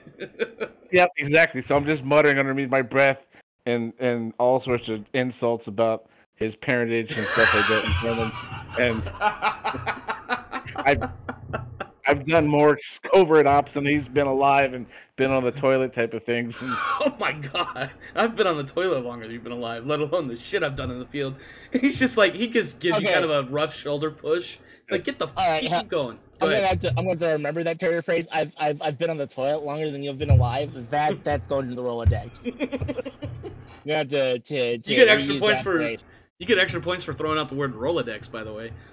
Oh yeah. So anyhow, I get, I'm sure I'm gonna meet up with the XO and our pilot here and just say, just mention that I have some of the notes written down, and kind of flash in my journal. Hey, shut up back there.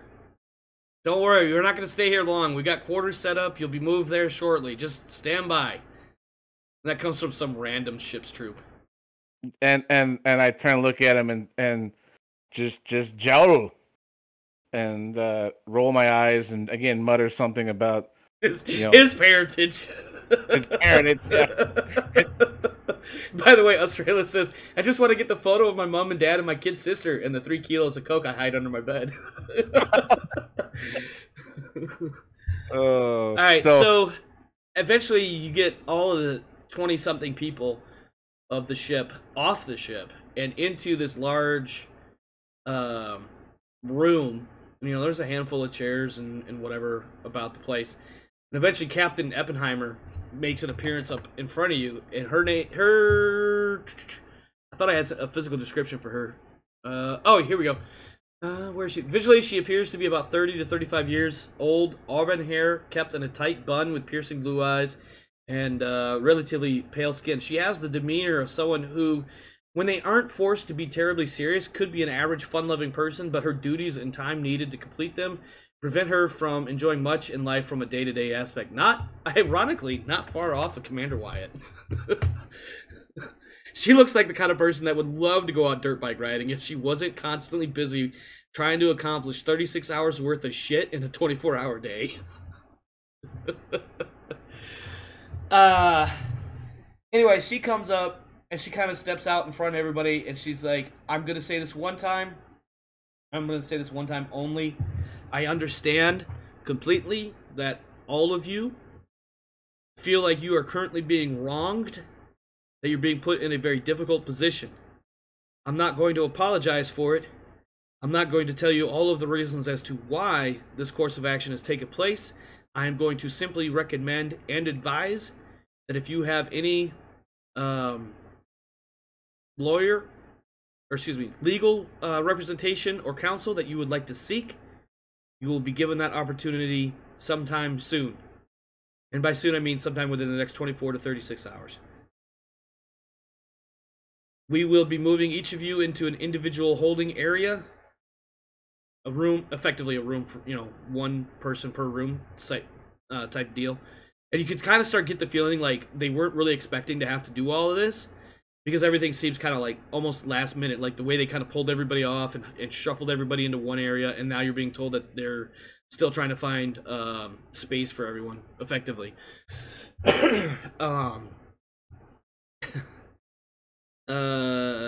Jesus Christ. Fucking Australia's just derailed my brain there with Barbie Oppenheimer. Her name's not Oppenheimer, by the way, it's Eppenheimer. I know it's a very subtle difference there, but effectively what you're being told is that you're going to be moved to individual rooms. You're being very strongly advised and recommended to not say anything, and as throughout the course of this time, anytime somebody starts trying to have any kind of a conversation, there's a ship's troop nearby that's like, hey, shut your pie hole. And it's kind of not so much like being rude about it, it's more of like, listen, don't say anything, we're recording you kind of deal. In fact, one may even point to a camera up in the ceiling. Like, shut your mouth, don't say anything. So I'll go look at the camera and I'll just start doing some Macarena, looking at it. You're gonna talk shit about the camera's parentage? Yeah. Yeah, while mumbling on about everyone who's watching me, so I'm just like, and physically mouthing it so that way they can know what's going on, but I'm just horrible dancing in front of this thing and just slyly sliding, showing fingers and stuff like this. Man, we're seeing a whole different side of Hellwig here. He goes from we're all gonna die, I'm sweating my ass off and vomit into a space glove, to doing the Macarena in front of a camera because fuck you and your parents. Exactly. He may or may not have been arrested before. All right. Yeah. As part of the. Well. All right. So that's where we end. That is the end of the session. The end of the season. The crew of the Wayfinder has effectively been arrested without anybody actually using the word "you're arrested." I asked the Admiral, and he said yes. I mean, he said effectively, you're being detained. I don't know. Maybe he did say that. Let's get some feedback on not just tonight, but everything leading up to tonight. In no particular order. So please, talk all over yourselves. I think the session up to, everything we've had has been pretty good. I think the couple of high hits to kind of easing us into what was going on was perfect. Uh-huh. I also think that this last bit of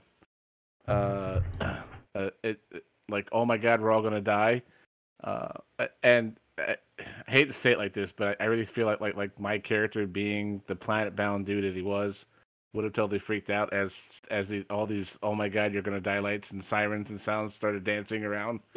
So no, it definitely added a different perspective to, because the one thing that your character, as comical kind of as it was, I think there's a certain element of truth in there, because some people in that situation, that's how they would respond and be like, oh my god, especially if they're in a position where they're not really able to affect the outcome. Because in this case, the engineers and the pilot and the captain, or the XO, whatever you want to call them, they're the ones doing everything. But your character, who's basically a glorified security guard / sometimes gunner, who hasn't actually gunned anything yet.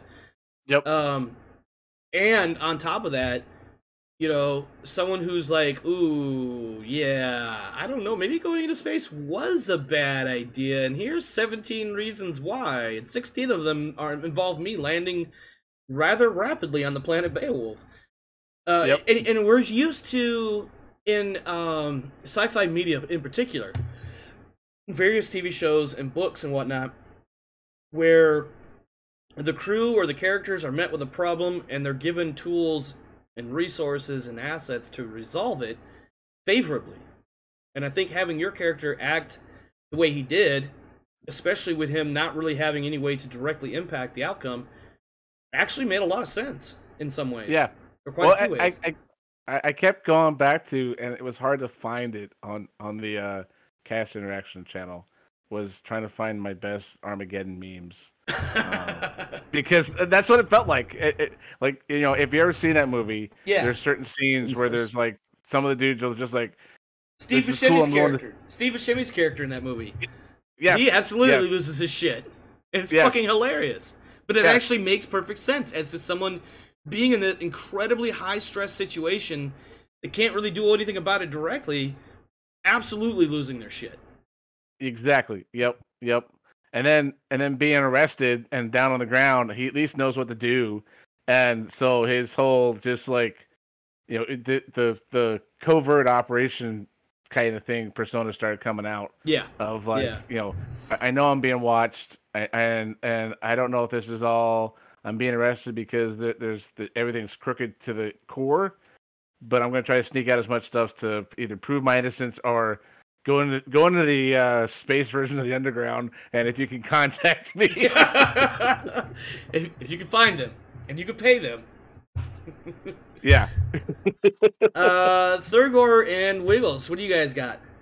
Not just for tonight, but everything leading up to tonight. Go for it, Thurgor. Oh, I'm done with Flex at this point for sure. Seconded. I still don't think they have the authority to even do this, but they do have the guns and armor right now. And as much as I wanted to make an issue on the bridge, I did not, because I was there fully armed. Which I assume they strip us of our arms. Is that correct? Yeah, I imagine. I didn't even think about that, because when I wrote the scene, it was definitely going to be a, the Admiral and his Chief of Staff literally walking on the ship, foregoing any sort of the traditional permission to come aboard, no matter the rank difference, whatever. Like, no, he is there on a mission, and his mission is to effectively detain everybody because reasons, right? And not that there was a open threat, but like not knowing how some people may respond. You know, if you come in loaded for bear, you're either going to find bear or you're going to find a bunch of people that are just going to be like, yeah, okay, nope, you win. And I think with your character having the SVD on his back, or perhaps with him being at his flight station, probably would have had it nearby, arm's reach. I think what probably would have happened was somebody would have either disarmed you or prevented you from being able to reach it in time, and just kind of give you that, like, wagging the finger, like, no, go over there. We'll take care of this. And I know... as far as what... Go ahead. No, you go ahead. I was going to say, and I know that last little bit was kind of railroaded a little bit, and it was kind of done on purpose because of the situation. Because I really feel like, or at least the scene I was trying to present was one of those situations where it's like, no, I really don't have any fucking control right now. These guys have guns, I do not. And there's a lot of them. You know, that's where I was going with that. So I don't like railroading per se, for obvious reasons, but I think in this situation it was kind of a, like, yeah, no, these guys are going in and they're gonna take over and they're gonna shuffle everybody off the ship like they want. And, you know, they don't want to go to shooting. You know, they can hit people with a gun before they can shoot them, but well, we could have had a huge firefight.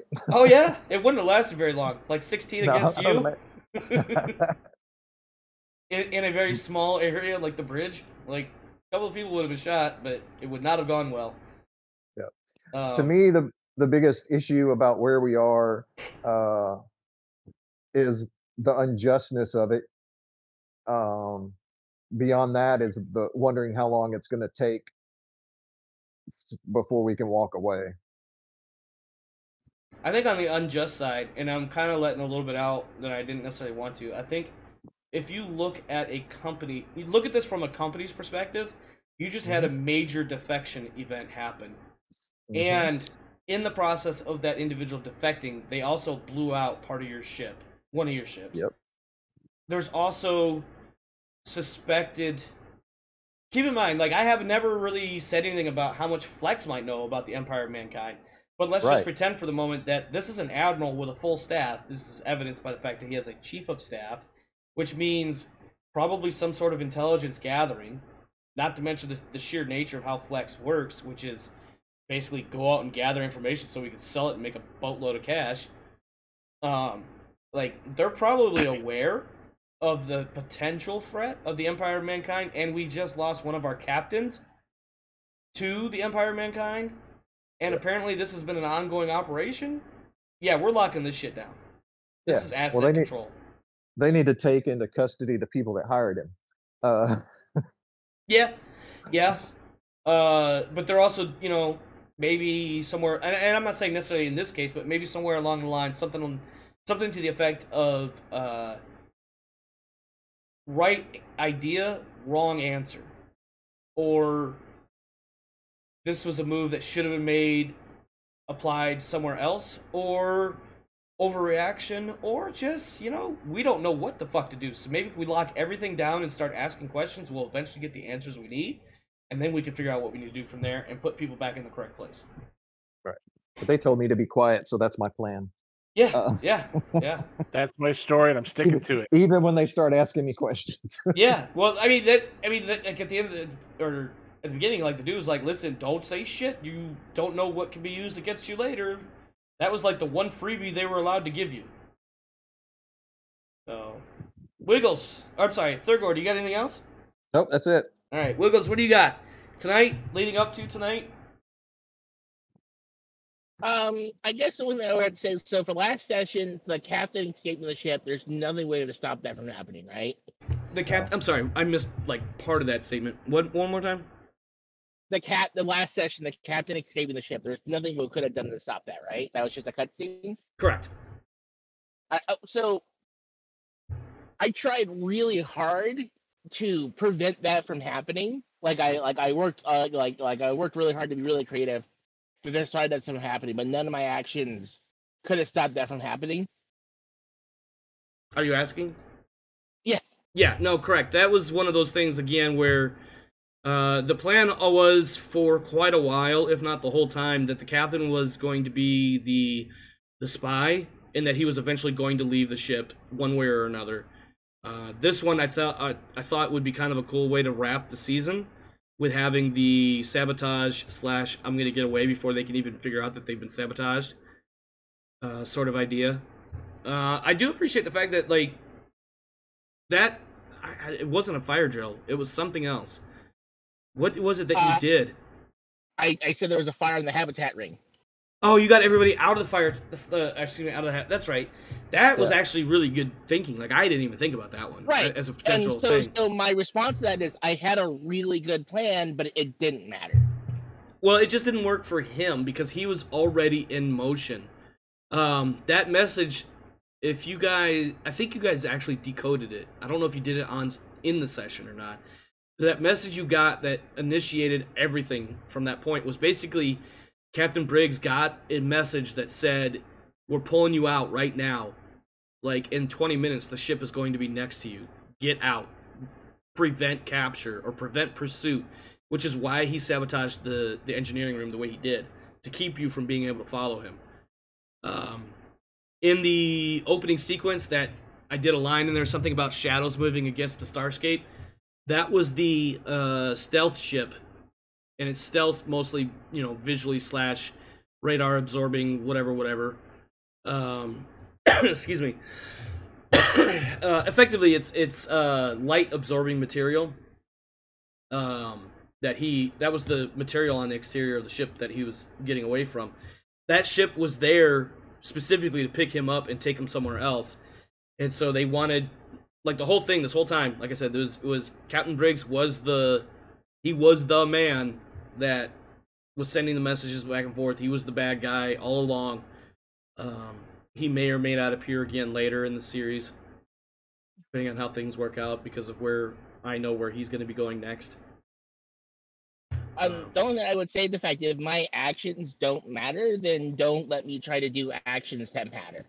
I know that you want to be surprising both to the audience and to the player, Mm-hmm.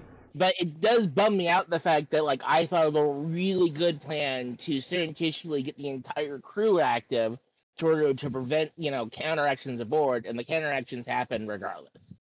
I as a player, I would love to play into that and play as the predetermined scene, and that for me would feel much better than having all my hard work and my intentions not matter at all. One of them like removes my agency, and the other one is I'm an actor in the play. Does that make sense? Yeah, no, I get where you're coming from, and I wonder if maybe we had done some sort of maybe a couple of dice rolls, or skill rolls, or even a roll off of some sort. Would that have helped the way you perceived everything versus how you would? If you want the captain on the ship, have the captain on the ship. Either tell me that either tell me there's I would have played out the situation differently or had different expectations. If there's never a way for me to stop the captain from happening, then don't present me a situation where I can stop the captain from happening.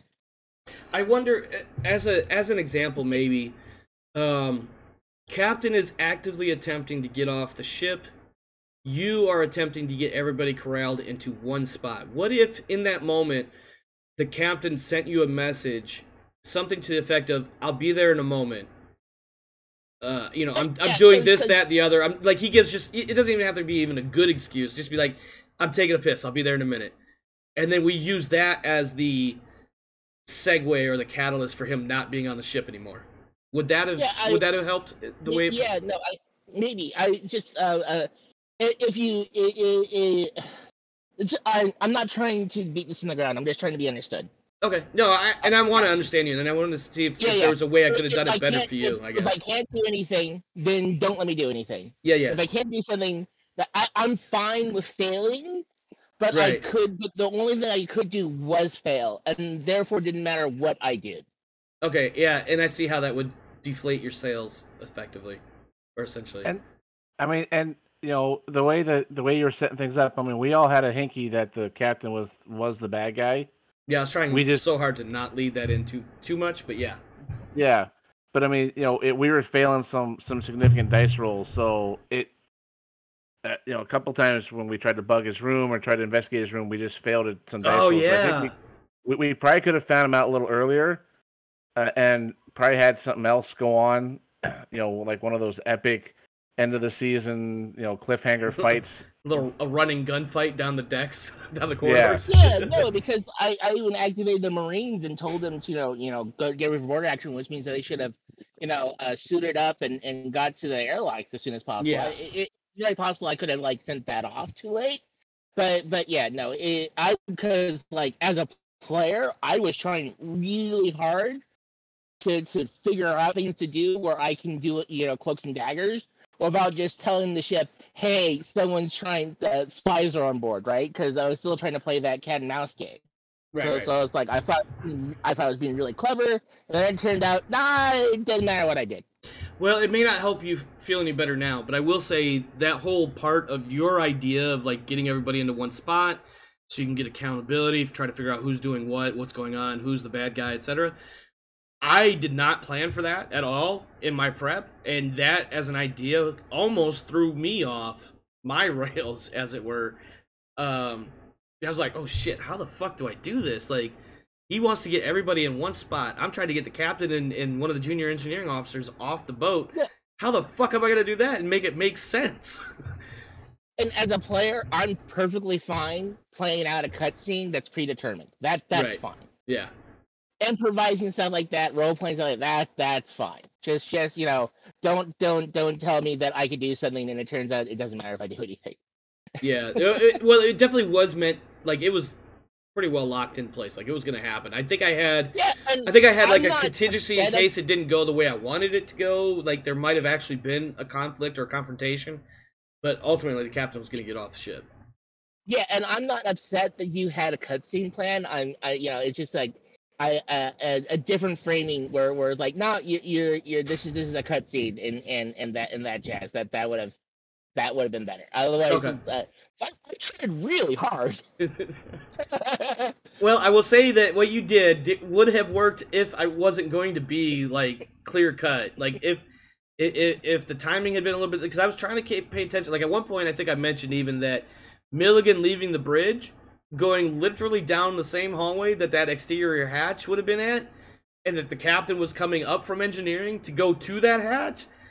Like, I think I kind of had to do a little bit of a on-the-sly GM hand wave to make sure they didn't cross paths to keep that from happening. You could have just shot me. I could have.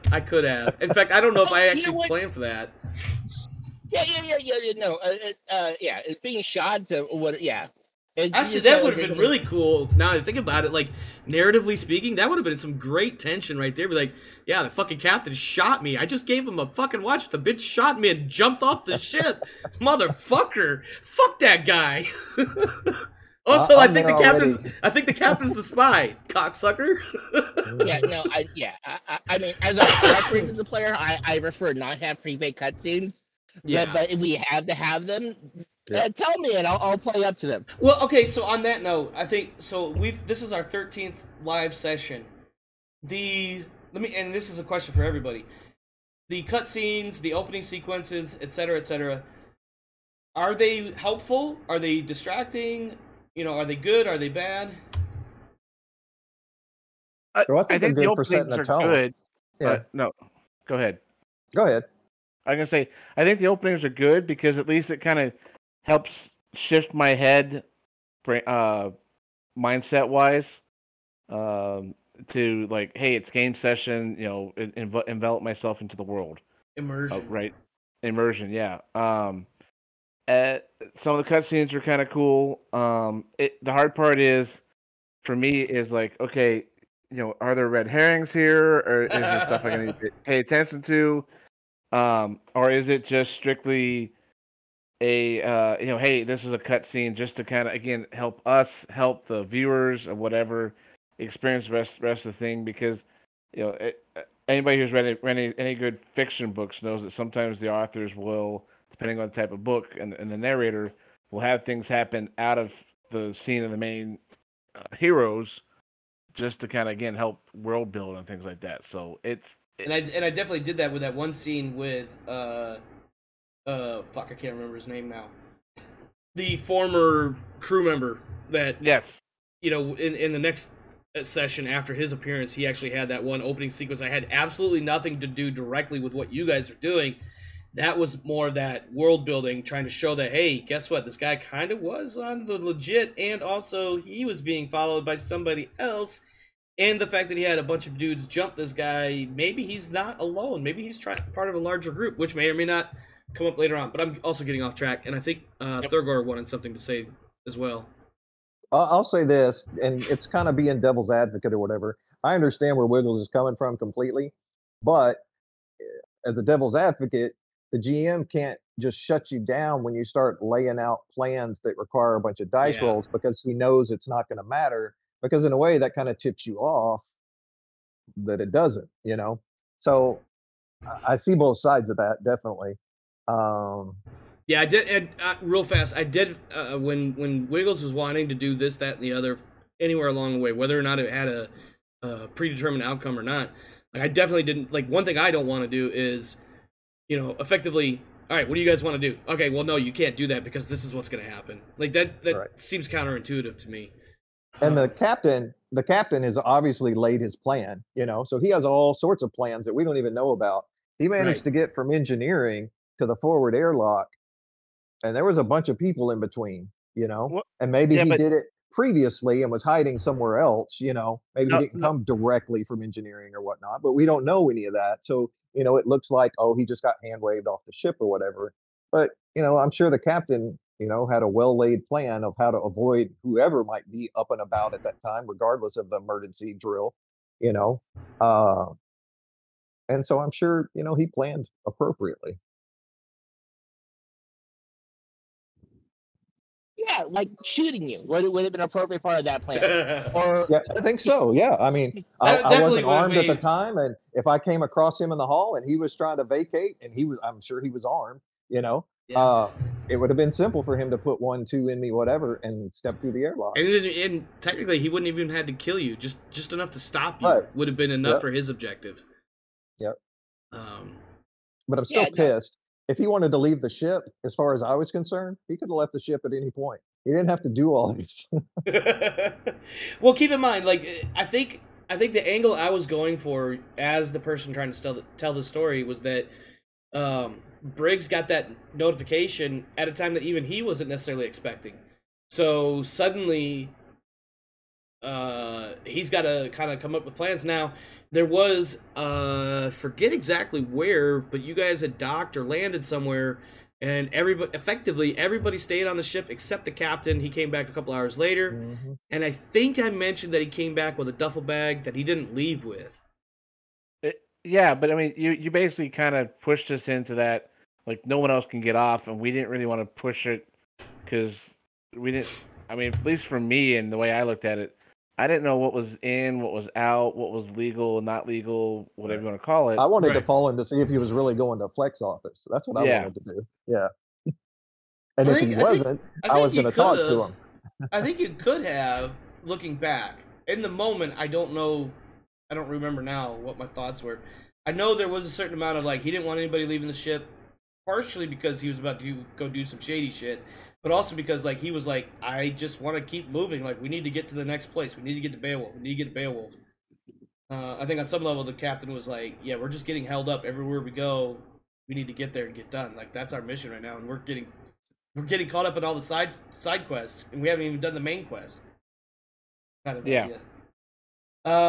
Wiggles, did you have anything you wanted to add there? No, I'm good. All right. Final thoughts before I wrap for the night. Starting with Charles. Outros, final thoughts, etc. My final thought is that, one, this was great. It was fun. It was exciting. So I think the season finale for this is good, and we'll see what happens when we come back. Indeed. Thurgor? Outro I just / wanna- final thoughts. Yeah, when is it that we're coming back exactly? I'll give you more info in Discord over the next day or two, but I'm looking at probably about a 2-week break. So probably about okay. not next week, possibly not the following week, but by the 3rd week, unless something really weird happens. Oh, that's cool. So I'll take a couple weeks off because it'll give me a chance to, like, I've got obviously the ideas, the framework more or less built as far as what I want to do in the next season, but I want to actually sit down and start fleshing out some things that might need a little bit more detail before we go live. Obviously, I'll have to prep the next episode or two as well. So, but along with a couple other things going on, it's a little bit of time management. So, but the 2 weeks is also to kind of add tension to the viewers. Well, I've definitely enjoyed all of it up to this point. I wish I had gotten in on it earlier. And I look forward to us starting back. Well, thank you. Wiggles, what do you got? Final thoughts and or outro? My name is Agent Wiggles. The 3rd G stands for gregarious. Nice. All right. I'm Omar Krieg. I've been your host, the storyteller, and whatever else you want to call it. Some people would call me an asshole. Some people would say he's cool.